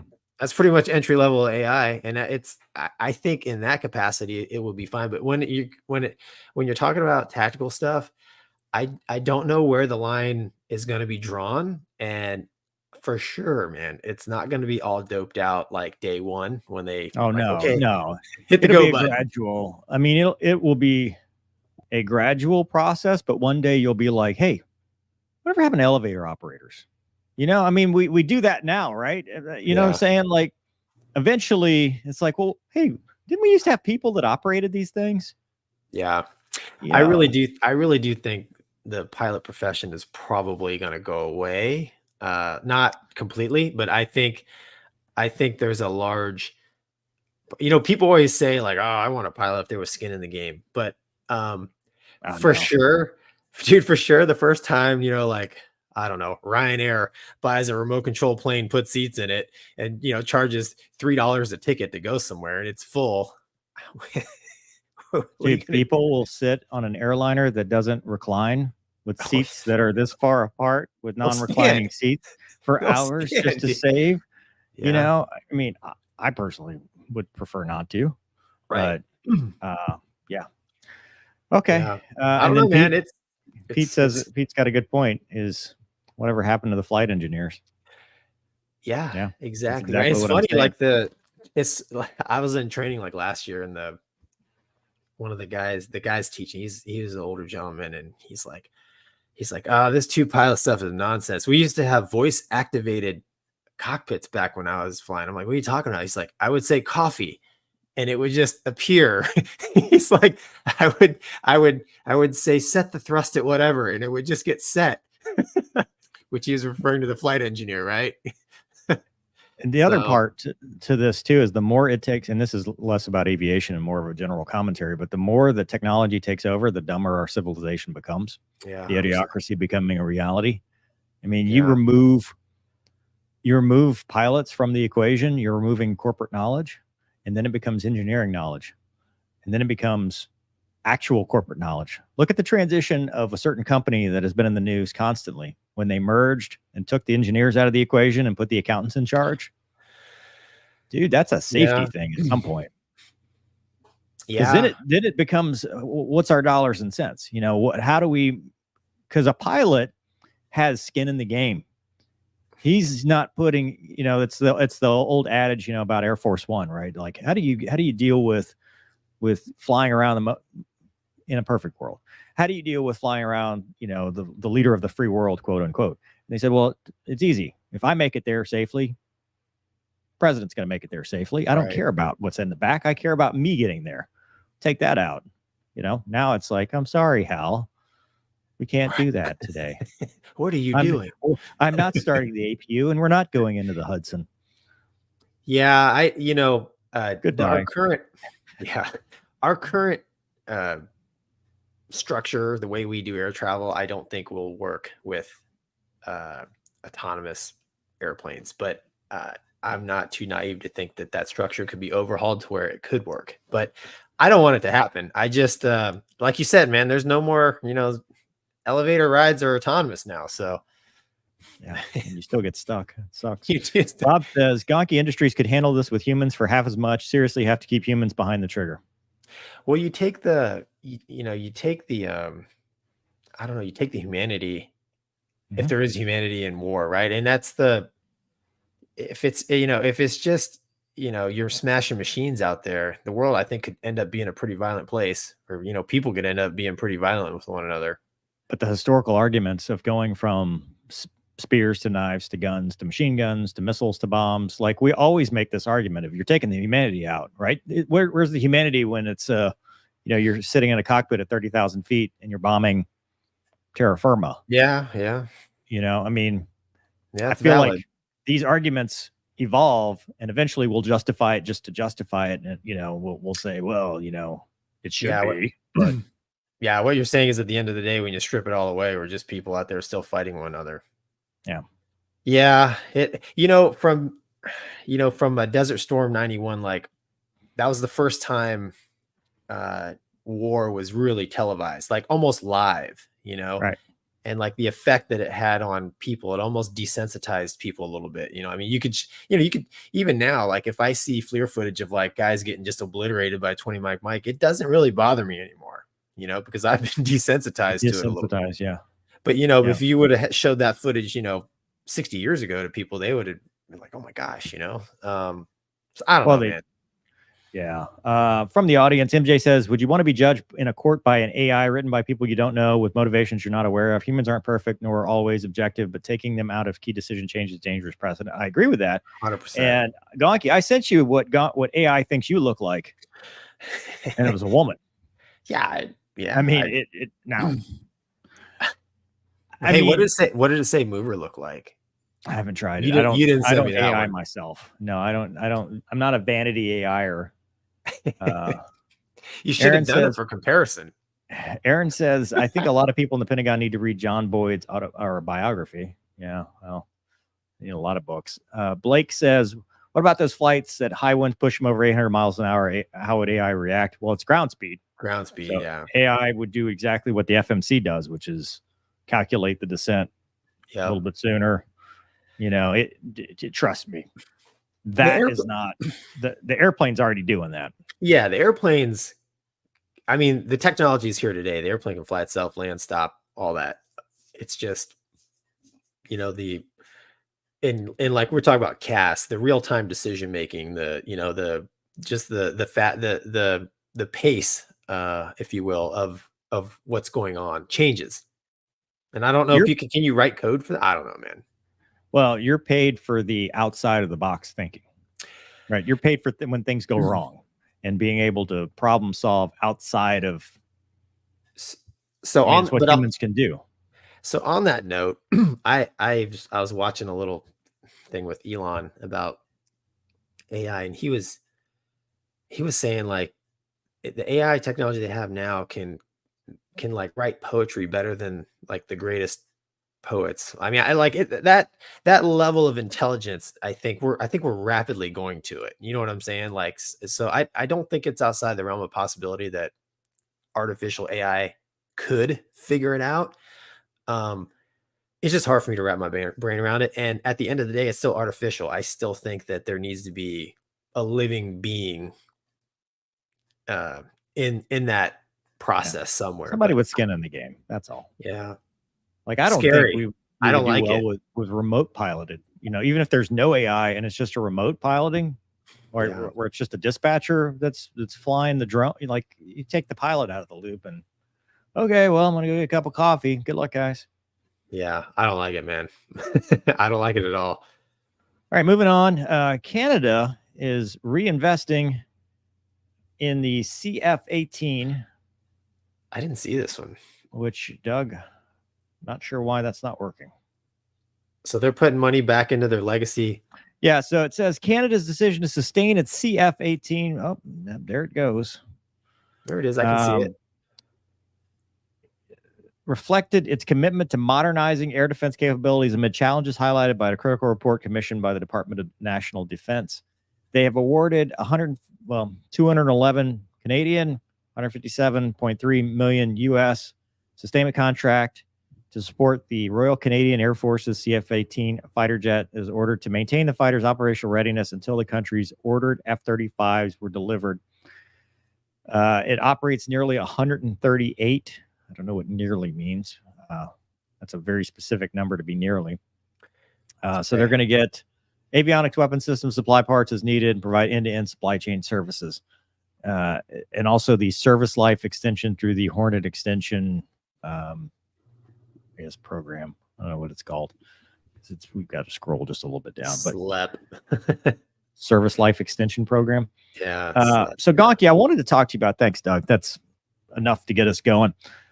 So Canada, it was a big thing, maybe because I covered this on the channel. So maybe 3-4 years ago. No, it was more recent than that. Because they were deciding, because everybody used to ask me, like, should we get the Gripen or the F-35? And I remember thinking, well, the Gripen makes more sense. Right. Because, Canada's not really, like, what is their mission? What are they doing? And it was Super Hornets, the Gripen, the F-35. They landed on the F-35. So they could have gotten Block 3 Super Hornets. They didn't do that. They landed on the F-35, which is commonality with their U.S. partners, which was cool. But then the F-35s obviously had some issues with production and delays and stuff like that. So now they're in the same boat as everybody else where they've got to bridge that gap. And the Hornet, I think they got some Australian Hornets. They don't have Super Hornets. They're just Australian. Like when the Australian Legacy Hornets went away, they got some of those. Oh, yes, they did. Yeah. So they got these Hornets, and they've been just trying to keep these alive. Now, correct me if I'm wrong, Gonky. The CF-18 is a little bit heavier than the A+, but it's kind of like the C variant because it's a little bit different than the U.S. Hornet. Yeah, it's somewhere between an A+ and a C. It has those guys have a lot of the latest toys. Yeah, they're definitely good, really good airplanes. Right, but they're aged. They're aged. Yeah, I mean they're early 90s. If you're talking the tails, probably. Yeah. So 80s, early 90s. Yeah. In hindsight, do you look at that decision and go, well, you should have bought the Gripen, or in hindsight, you should have gotten Super Hornets? I think, for a country like Canada, which I'm not here to make decisions for another country's defense. We're in the ready room talking, man. You can tell me anything. Dude, a Gripen or a Super Hornet made more sense than a 5th gen fighter for Canada. 100%, in my opinion, Canada should have bought Super Hornet. So we had one of my good buddies was the exchange pilot, and we hang out all the time. Good dude, great dude. And he would tell me about the flying the Canadians. He told me if you punch out up in some of these territories where they patrol, like you're dead. Yeah. Like the helicopter is going to take. Yeah, literally, it's called Cold Lake, right? Yeah. It's right in the name. Sure, the F-35 engine is great. I got it. But you know what? A multi-engine airplane for a country that has such like a tremendous amount of hostile terrain, to me, just makes sense. I don't know. I think Sorry, go ahead. I was just gonna say, like a Block 3 Super Hornet, you combine it with, the extra fuel that it carries over the Legacy jet and even the traditional Hornet. You've got a lot of the electronic upgrades that keep it relevant. I just think that it's a tough one. Plus the commonality. I mean, you have 30 plus years of corporate knowledge on the Legacy Hornet. A lot of it transfers over, and I was surprised actually when they went Joint Strike Fighter, to be honest. F-35. I was surprised. I didn't think they would go to a single engine airplane based on like the things that I was told. So I mean, it makes sense, right?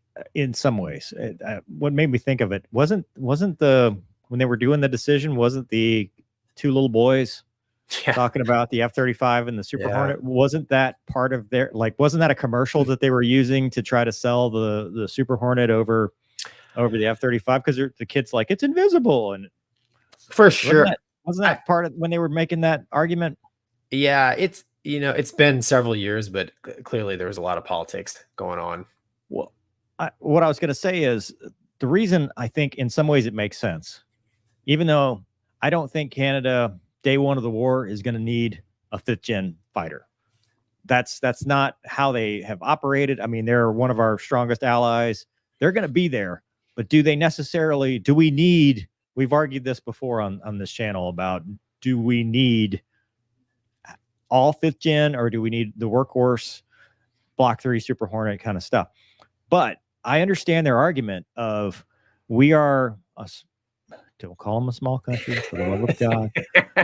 But he did. Canada, he just called you a small country. I don't agree. They're gonna politely. See, it won't be like Turkey. They will politely hate us in the comments. But what I'm getting at is, in that scenario, you may not need it, but I can understand hey, we're going to do one upgrade. What are we going to do? Okay, well, let's get the latest and greatest. That's plug and play with our allied partners. And the cost goes down because we're buying into it. This other country's buying into it.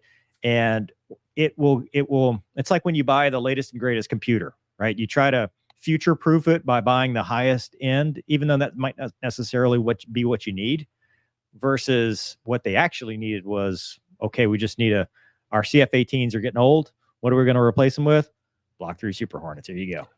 Well, somewhere in the middle, they could have done, and comparable in size, really, they could have done what the Australians did, which I think was a great idea. The Aussies bought a small batch of Rhinos, bought a small batch of Growlers, and then they bought F-35s. I mean, they could, they leveraged their corporate knowledge. They could see kind of the writing on the wall with the F-35, kind of what was happening there, which is actually sort of kind of what the Navy did as well.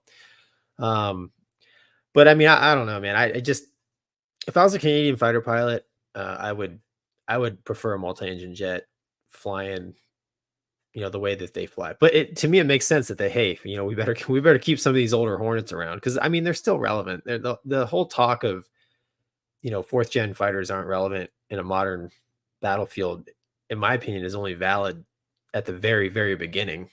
Even that, I mean, look at Ukraine. Right. Look at Ukraine. Look at the lessons we've learned. Yeah. I mean, I know. I mean, I've always said, if it has an offensive capability, it's dangerous. I don't care what it is. Yeah.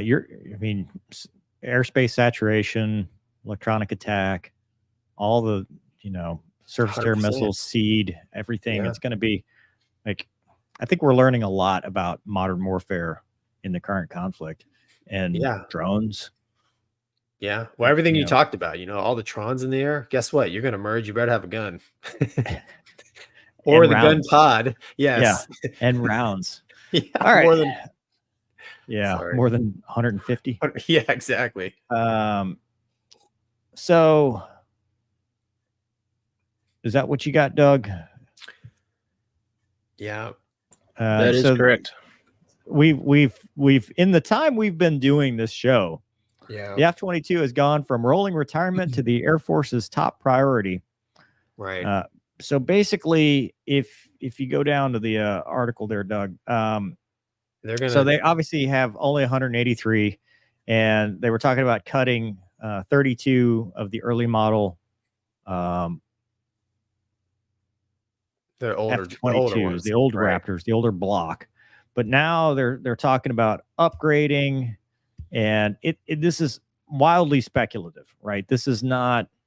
There's nothing right now. I think the only thing is in FY25, they're actually going to retire some of the Raptors. But now Congress is kind of intervening in some of the programs and acquisitions in the Air Force. And they're basically saying, well, could we upgrade these things? So, I mean, they're 20-year-old airplanes, though. And that's the thing that was surprising to me is, or there will be 20-year-old airplanes. I mean, so, 2006, 2009, does it say when they finally stopped producing them?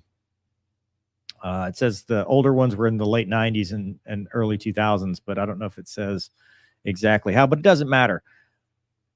Really and truly, that's an airframe that you want to keep going, because until you have the NGAD fighter, what do you have? Well, to me, man, it's incredible. You got 50-year-old F-15s. Yeah. You know, and I've, this is actually when this article came out, it's the first time I've ever heard of them kind of, like you said, speculative, reversing course on the whole, what equipment they're going to have for future air dominance. In my mind, and I think you'd agree with me, the F-22 is clearly by far the best air dominance fighter in the world. Why would you want to get rid of it? And I understand the older ones needed upgrading, and because if you remember the students flying them in the B course, like one of their complaints was when they go operational, it's kind of like going to a whole nother airplane, right? Because they were different. But if you can continuously update an F-16 and F-18, if you can go take the F-15C and make it the EX, like, I don't understand why you can't keep the F-22 relevant. Especially it's such a purebred airplane for it is designed for a specific mission and does it incredibly well, and they spent a lot of money making that happen. I don't understand why you would want to get rid of that, because really you don't have anything to replace it with. And the whole NGAD thing, but realistically, we've seen this. We've watched this one before. We know how it ends. It ends. NGAD's not going to be around until we're really old men, right? So, like you said, Mover, 20 years. It's not even 20 years. So the last one's rolled off the line in 2011 ish, right? So I mean that's So by modern standards, 20 years is not a long time for an airframe. There's the argument of should modern standards be 20 years? You know what I'm saying? Like we've talked about this before too, is 20 years is too long. Well, it could be too long, but then you ask yourself the question, okay, what else is better? Yeah. Well, and it's, I was internally arguing this, as I was thinking about it, because I'm like, well, they're not building them right, so parts are a problem. But then I was like, well, wait a minute. When's the last time they built a B-52? When's the last time they built an A-10? Now, granted, we're getting rid of the A-10, but the B-52 is going to be here long after we're both dead. And not because we're all happy. Right. We're all happy. We're talking old age. I'm real happy. It'll be flying in the 2100s. Right. But what I'm saying is you can, especially in the world of 3D printing and, other manufacturing processes and stuff, we can make parts, or we can find parts and upgrade parts. So I think you're right if we spend the money to do it. And what's interesting, have you ever heard of the test center out at Tucson for the Guard? Mm-hmm. So this was kind of cool. I think you should give the F-22 to the Guard. And here's why. The common case study on this, right? So the F-16 predominantly on the Guard Reserve was a block 30, which and the active duty was flying block 40s and 50s.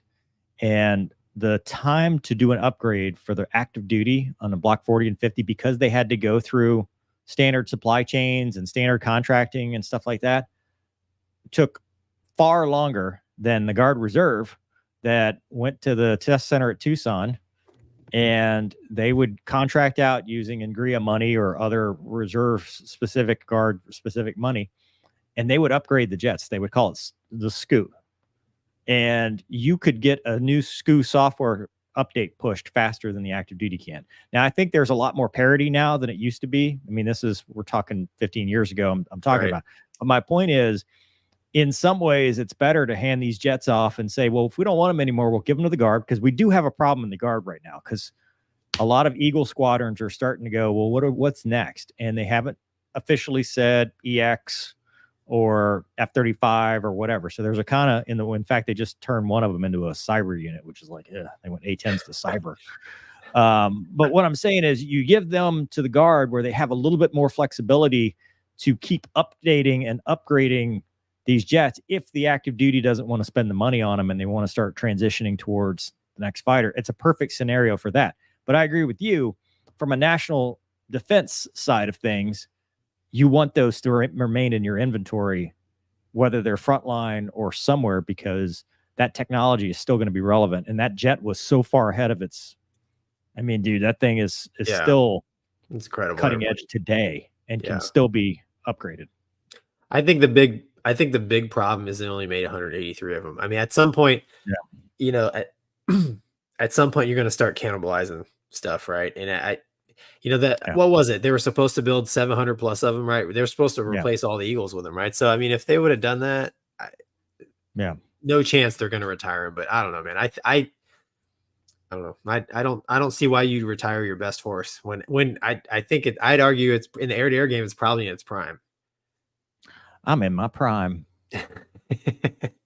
All right, moving on. We got any questions? Nope. Okay. And Gonky, say it. Oh, I can't. I don't want to make anybody mad. I'm not. Azerbaijan, right? I think that's good.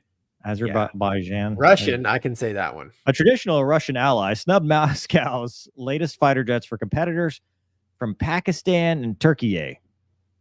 Their biggest arms supplier was always Russia, and the rumored deal suggests that the ally is detaching from their Russian counterparts. The Su-57 has severe shortcomings. It's a small, oil-rich South Caucasus country, has big plans to upgrade its modern fleets, and they're looking at Pakistan to buy an undisclosed number of the JF-17C Thunder, but they also officially joined, this is near and dear to your heart, Gonky, Turkey's TF Khan 5th Gen fighter program last July, strongly suggesting it will acquire the jet. Khan made its maiden flight. We've talked about it on this channel. So they've got a buyer. And yeah. Gonky, what do you think, man? So you've got a country that traditionally buys Russian tech, and now they're like, you know what? We're going to go a different direction. I think it's normal, man. I'm sure there's information that we're not privy to as to exactly why that happened. I think it's good for, the development of the Khan, because it's expensive to produce any fighter, let alone a 5th gen fighter, and to have outside support really helps. We do it in the States all the time. We got the EP engine in the Hornet because the Kuwaitis, they funded it, and then we took advantage of it. So I don't see it as anything bad. Maybe they looked at their mission and what was available and determined, hey, you know what? These airplanes over here fit the mission better. I don't know. That's if I was a bet man, I'd say there's some politics and money involved. But oh, don't say politics, Gonky. People get triggered about that. I can't say that. What can I say? Political money, maybe. Is that bad? Well, I mean, it's like anything else, is that right? bad? All these aircraft deals come with stipulations. You've got a country with some money, and hey, buy this, we'll cut you a deal here. Be an initial partner, we'll cut you a deal here. I mean, this is all par for the course. I mean, that's how the F-35 had that with its partner nations, where you say you buy in at the beginning, we'll produce parts here, we'll produce parts there. I mean, that's a very common thing. What's interesting to me is that they kind of went two directions, right? They went fourth-ish, 4.5-ish gen with the JF-17. And then, so they're like, we need our workhorse. And then we're going to, dare I say, take a chance on the Khan, not because I think they're not capable of creating the aircraft, but I think it's their first attempt. So it's an IPO. It's the initial, hey, we're doing this, and we've never proven that we can build a 5th gen fighter before, and to take that leap while scoffing Moscow, it is a big leap. Well, the Khan is at its very early stages of development. Oh, yeah, flight test. Yeah, early flight test. Yeah, the other airplanes have been flying for a while. So again, man, I think it kind of goes back to what kind of mission are they trying to fill? And then, the other side of it is, It could have been just their experience in the past buying Russian stuff. I know. So like when I was in Malaysia flying with the RMAF guys told me, they said, listen, if we buy the Super Hornet, we know, because when we bought the regular Hornet and like even when they bought the Hawk, and when they buy Western equipment, it can land here straight from the factory. We can put bombs and gas in it and go on a mission. And that was not the experience they had with the MiG-29 and the Su-30, is what they told me.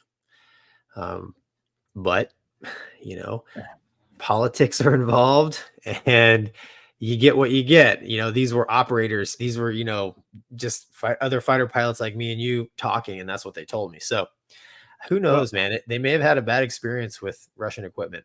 Well, and also we don't live in a vacuum. Russia is currently in a war. That's true. And their production is towards their war effort. You know, I mean, they could have told them, hey, yeah, sure. They could have gone to Russia first and said, hey, we want Su-57. Oh, right. Yeah, they're like, so do we. Yeah, we would love that. You know, we just lost another Su-34. We're down, you know, we're running low on airplanes ourselves. We're building them for our current war effort. Not that I think that they're not running low on airplanes, but what I'm saying is when they look at the picture and they go, when can you produce this? Now the con might be a little bit farther off, but the JF-17, yeah, it's ready. There you go. But problem, you know, sorry, go ahead. Go ahead. I was just gonna say, you know, that to get involved with the con, though, you know, any kind of joint effort like that, you know, maybe in the future they could produce their own airplane, right? That's the goal, right? So you get to learn, right? So be part of the process on something that's just starting. So like I said, man, it really depends what's their objective and what airplane best fits that objective, with a little bit of politics sprinkled in there. Yeah. Moving on to another developer topic. Yeah, this is Gonky, did you know? Yeah. This is speculation, dude. Yeah, this is, I mean, so yeah, it says, the article says they could still, you know. Yeah, and so they're basically saying, and this is a new term that I saw in this article. So it says Boeing could build the NGAD, Next Generation Air Dominance Project, Air Defense, sorry, from the Air Force. And then it says they plan to develop a 6th-gen fighter jet, the penetrating counter-air, alongside unmanned system, the collaborative combat aircraft. Because we just talked about the fact that they already have their CCA. They're the only ones that actually have something that can go 2,000 miles and stuff like that. But it says Boeing's recent struggles, including the 730 MAX crisis and other safety incidents, have tarnished its reputation. It ain't just the MAX. Literally everything that we've talked about that involves Boeing and production, except the Super Hornet. Super Hornet's doing okay, but the T7, the MH-139, you know, they haven't been doing great. But you're right. This is pure speculation because, I mean, dude, you're not going to see the testing behind the scenes. Yeah, the whole, you know, that line there where it's like, with the program will feature a fighter jet, the PCA, and a complementary unmanned system known as the CCA. I mean, clearly, mover, like, we are of the old guard. There's a mentality, tactical shift going on with 6th gen in my mind. They had to rename it. They couldn't call it offensive counter air because, well, you know, that's the way we used to call it. It's not air to ground, it's air to surface. That's Here's my patch. It's right. Penetration counter air. Maybe. Yeah. That's because you're 5th gen, right? You're invisible. So you have to, or 6th gen, you have to be invisible to penetrate the air defenses. Well, and then do counter air. Well, the definition of 5th gen is pretty loose. So what is the definition of 6th gen? One more than 5th gen. One more, is it the fact that we just built this one here more recently, so it's the next gen? I don't know, man. It's Well, it says it right here. Advanced digital capabilities, human systems integration, which don't all jets have human systems integration? It's like the first one. Variable cycle engine, so like a two-stroke. And then now it's gone because every time I read, Doug says nope. It's very difficult with the time delay. What would you like to read? Every time whatever I was reading, it was fine. I was enjoying the reading. I'm not on the same page you are. Mover was just defining 6th gen, which a lot of it sounded like 6th gen for Gonky. But human integration. But it's nonsense. Well, and now it's gone. We'll never see it again. I come full circle back to, okay, the NGAD, which is supposed to be the next air dominance fighter. Like, why would you retire your current air dominance fighter when clearly this thing is years, if not decade away? Money. Well, yeah, that's true. See, politics and money, my friend. Must be bedtime. Money. Yeah, 9 o'clock. I don't know, man. In my mind, they haven't quite cracked the nut on the 5th gen stuff yet. Yeah. I don't know. All right. That's enough of that. Gonky, do we have a mental health minute? We don't. We're supposed to ask the audience. Yeah. I got one.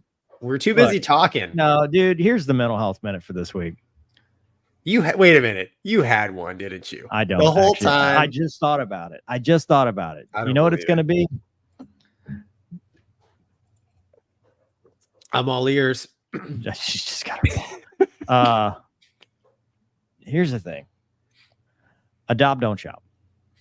That's it. The life you save may be your own. When you rescue a dog, sometimes you end up rescuing yourself. You're a cat too. I mean, I know there's cat people that watch the channel, but any animal, it's kind of an act of selflessness, if you will, in the sense that, or just going after the thing that is not perfect. Not striving for perfection. Because some people go to breeders and they're like, I have to have the perfect dog. That's pedigree, all that stuff, and that's all. I want a puppy. Oh, look, we even have the thing. But I want this puppy, and I have to have the perfect thing. But sometimes in life, you will run across an opportunity, and you'll be like, okay, well, I'm not really sure. And then it becomes the most perfect thing. And at the end, you're like, I don't know how I live without it. And I've got 3 examples of that. One, my first rescue dog, Sniper. That dog, I didn't know, the first probably, 6 months, a year with him, because we had other dogs, and I mean, I was okay. But by the time, he passed, he was 14 years old. He rescued me. He got me through times of my life that I never thought were possible. And it was just because it was the pure love of a dog. But what it taught me was, after you're like, if I could have cloned him, if I could have, exactly had that one dog, I would have, because you want that perfect dog. But then I got Kaiser, and he gave me 12 years, with him concurrently. And he was also a best dog, a mix of everything. And then this one comes along, and I tried to bring her back. I tried to bring her back to the shelter. I was fostering her. She was a trash bag dog. They found her entire litter in a dumpster behind a gas station, a convenience store. And I tried to bring her back, and she whined and cried. And I talked to the rescue on the way. I was literally driving over there, and they said, hey, it's only been a couple days. Why don't you keep her? And it's been one of the best decisions of my life, because the good that we have done together, she's a therapy dog. She's a trained, she's a deputy. She's a canine. But does she look like a police dog? No. Would I clone her now? Do I look at this and go, would I clone this dog now? Absolutely. Because, you want that perfect mix, but the perfect mix is the imperfection. The perfect mix is that special quality of a dog or an animal, a soul that is 100% unique and has its own characteristics, that was like a new adventure. And I think the lesson in that is, if you go through life trying to find that perfection, you miss out on the opportunities and the perfection in the imperfection. The fact that the experience is what matters, and not necessarily that one solid ideal path that you thought, you know, it had to be, but then you missed out on something cool like this. But a little bit ad-libbed, but I don't know. Gonky, what do you think? No, I agree. I have a dog too that saved me, and my wife tells me all the time. She's like, that dog, Oliver. When I was in Lemoore, he's 14 now. This little black puppy ran into my garage one day, and I fed him. And for about 2 weeks, I tried as hard as I could to get rid of him.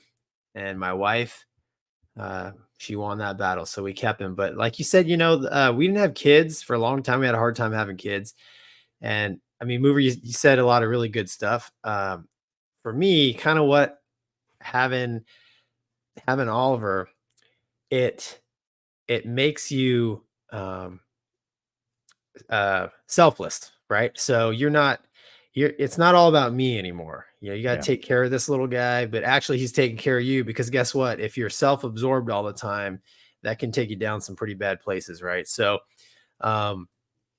you know, I think that's pretty common with people who I consider. We rescued Oliver because he literally ran into my garage one day, and the vet had told us that, hey, this was in 2010, right? So the economy wasn't doing so hot, and she said, we're seeing a lot of people with a litter of puppies that can't afford them. They'll drive to a neighborhood that looks decent, dump them all, and then just hope that, you know, those families take them. So but that was the biggest thing with me. I'd never had any pets growing up, and all I had to do is take care of myself, me, right? And I don't even think my wife and I we weren't married yet, because Oliver helped me propose to my wife.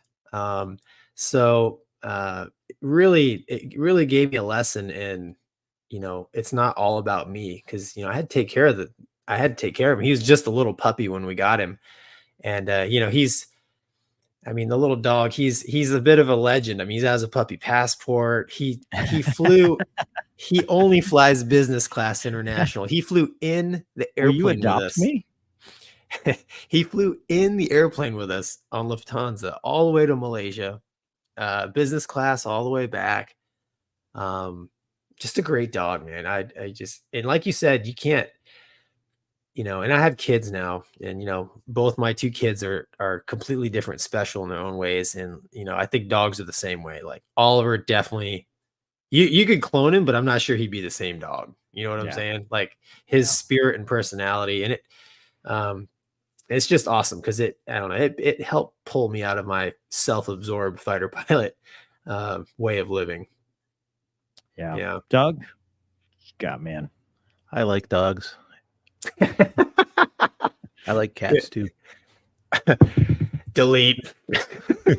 We've got a cat that just showed up one day. My wife actually mistook him for one of our cats and couldn't figure out what he was doing in the yard, and brought him inside. So now he belongs. Doug, does your cat kill things around the house and bring them to you as like a, hey? You'd be surprised. You're welcome. They're both inside cats, but we live in the, you know, out in the sticks. A surprising amount of stuff gets in that they take care of. We don't find out about it until after they're done. Awesome. Well, I mean, Doug, you and I have talked about this offline, about the psychology of the coevolution. Oh yeah, dogs, you know, especially. We've co-evolved with them, and, you know, in some ways we need them. You know, we've learned as humans to take care of them. I don't know how much academic merit it has, but there's an argument that we would not have evolved past a certain point if it wasn't for dogs, that we wouldn't have been able to domesticate other animals. And if it wasn't for domesticating other animals, we wouldn't have been able to have farms. I haven't read deeply on that one, but it's an appealing set of ideas. Well, anyway, so that's, yeah, I like it, man. Adopt, don't shop. But you know, I won't say don't get a purebred dog. Purebred dogs are awesome. All dogs are awesome. Right. I'm just saying, if you're like, hey, number one, know that it's a 10 to 15 year commitment. There she goes. She's going to bed without me now. She's like, you know what? You've had your fun. It's a commitment. right? It's not something you take lightly. I mean, you'll miss out on some opportunities. Now, is that really a loss? Sometimes. But it is a commitment. But what I'm saying is shelters are overcrowding. And for me, I think there is no greater, now it's arguable, you know, people say, well, dogs don't understand. I think they do. And I think a dog deep down in its soul, when you rescue them, they know it, they appreciate it, and they will be your companion through the worst parts, because what they teach you is true love. They teach you a judgment-free, you know, just it's pure. It's not, you know, there's no strings attached. There's nothing like that. It is just unconditional. They will return whatever you give them tenfold. So as long as you give them that unconditional love, actually, even if you don't, they're going to love you unconditionally as well, because, you know, that is how they've been bred. That is just together. And, you know, I think they're angels on earth. So, that's just my 2 cents. I mean, there's no denying, you know, obviously the stuff you do with Luna, right? I mean, it, you know, dogs can really help, like even in mental health, right? I mean, there's entire veteran dog training programs, right? Where veterans who are suffering from PTSD, they get Canines for Warriors. Yeah, that's the one. That's the they get a, you know, and that's, I mean, that's awesome, you know, and it's John says great mental health mover. What are we talking about? Mental health minute. Mover's health. Movers Health Minute. Movers Tonight Health it's Minute. Movers Health Minute. Zippers, thanks, John. Zippers Forever says Rinka is a rescue and we have an incredible life. Hell yeah. That's a nice looking dog. Midnight Lee says your animals are a direct reflection of you, no matter the species. I don't know that. I think I try to be the man my dog already thinks I am. You know, I don't know that I can live up to that standard, but I try. Lou says almost all of the mini dogs we have had, either as keepers or finding them homes, have been rescues. While we have had a few that didn't work out well, most have been delightful additions to our home. Just realize, I mean, there's an adjustment period anytime you adopt a dog, and I think people don't have, one of the things it teaches you is patience. Yes. You know, I think one of the biggest lessons in patience I had was at the end. Last year was tough. Losing those boys, especially after 12, 14 years, was just tough. But the hardest part was saying goodbye, and that end time of knowing that the end was coming. Sniper especially, well, not especially, both of them were pretty bad, but Sniper had beaten cancer, or we thought, and then it came back. And losing him happened about the same time that I was getting booted from my last squadron. And I missed my last weekend with him to go be at that last squadron for the last time. And it was a tough time because you saw it coming, and dogs age so much faster than you. But the patience that it teaches you, because they don't know, they're hurting, they're going through stuff, and you have to be able to take a step back and go, well, it's not, the dog's not doing this. So it kind of teaches you that patience, especially, and Kaiser, I think, was even worse because he had a degenerative spine disease, so where he got to where he couldn't walk, and he was, you know, pooping on himself, peeing on himself. And that's where it got to the point where, you know, he had no more quality of life, and he was just in pain all the time. And as you know, when it first starts to happen, just like elderly humans or kids or whatever, you get a little frustrated because you're like, hey, how come you're not performing like you used to? How come you can't do it?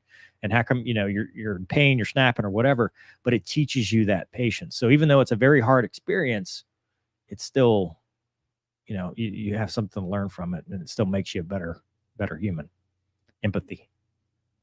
Yep. So John says, I fought tooth and nail with my wife and daughter to not adopt a black lab named Holly. She's now my best friend. I can't imagine life without her. I know how you feel, John. I'd say it works. Rose says, completely agree about rescues. My cats have been rescued at different times, and it feels like each came into my life at the perfect time.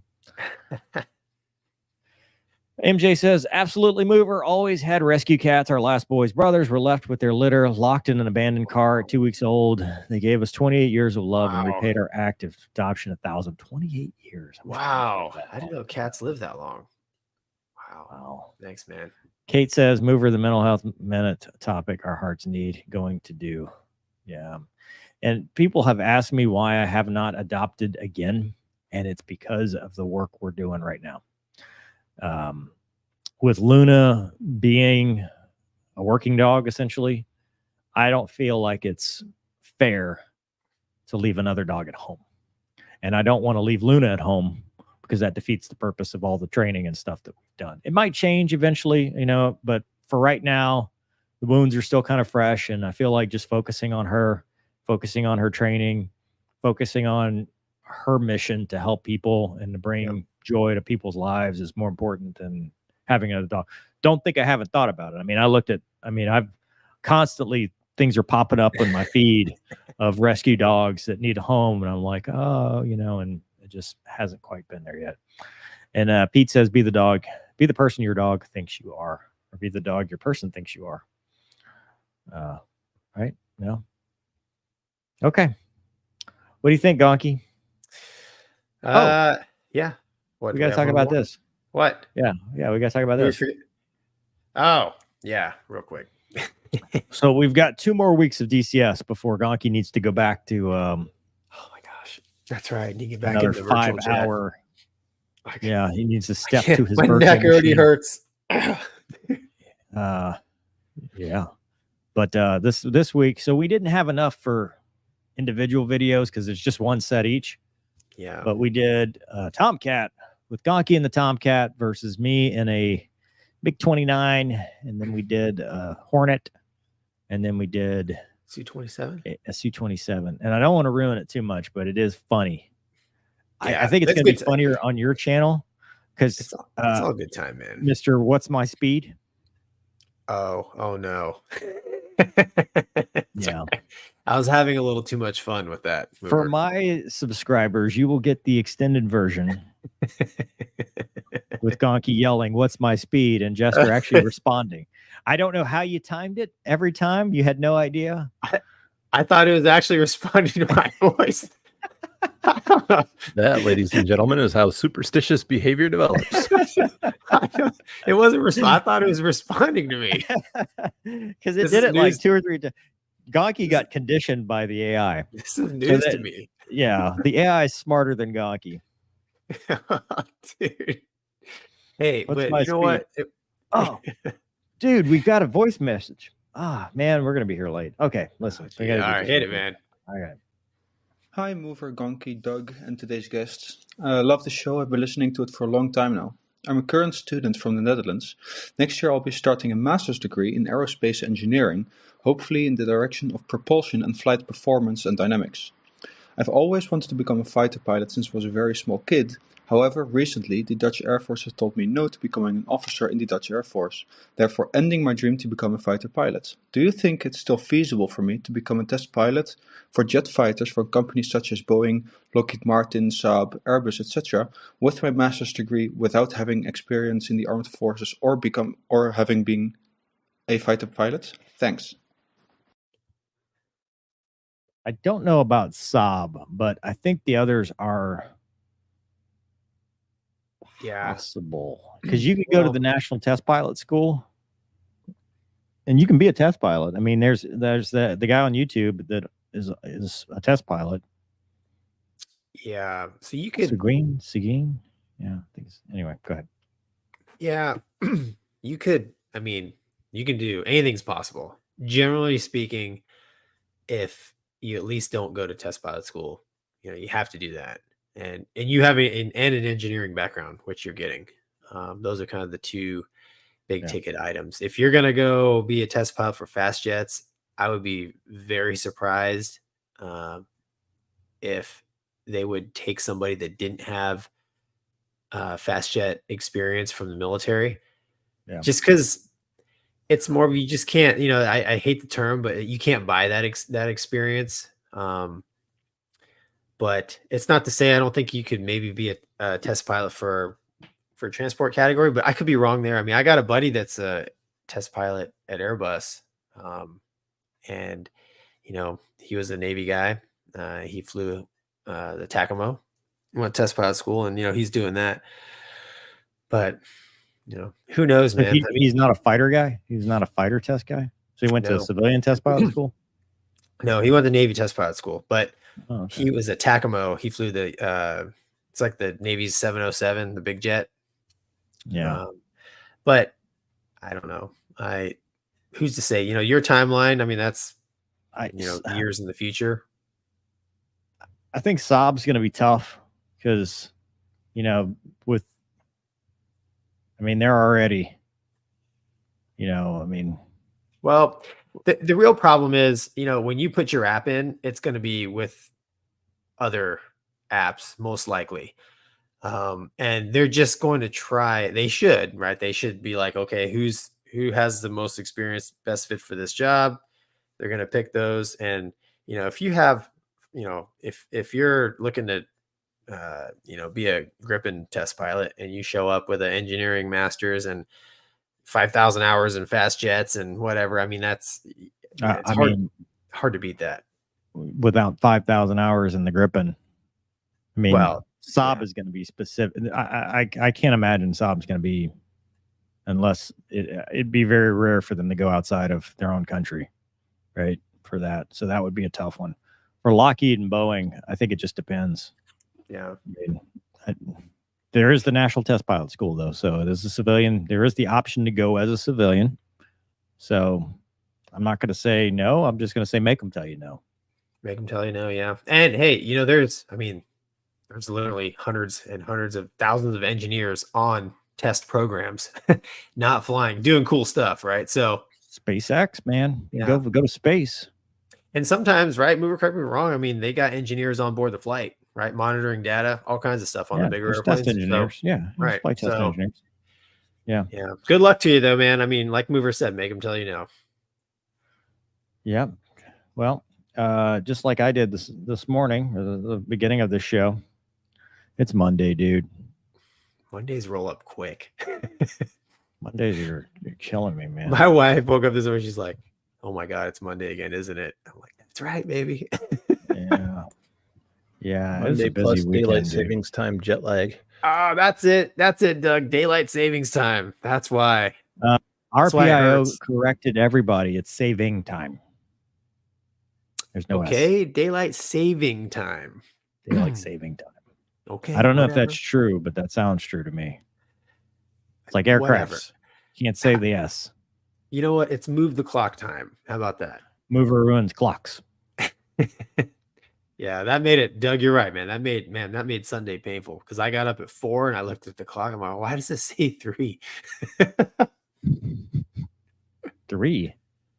Oh, because I was looking at the clock on the wall. You don't have automatic clocks in your house, Gonky? My phone auto. Of course you don't have automatic clocks. Who am I talking about? Everything else is manual, so I had to go around the house and adjust all the clocks. Well, whatever it is, I made it the rest of the episode without an issue. You did. So you were, late. If you had just waited 3 minutes, no one would ever have known. Thanks for throwing me under the bus, Gonky. Dude, as a command decision, somebody had to take control. You can't just let this thing fly itself. Me and Doug had it. We had it. Yeah, you didn't. I'm gonna have to go back and watch. It's probably just 6 to 9 minutes of you cyberbullying me.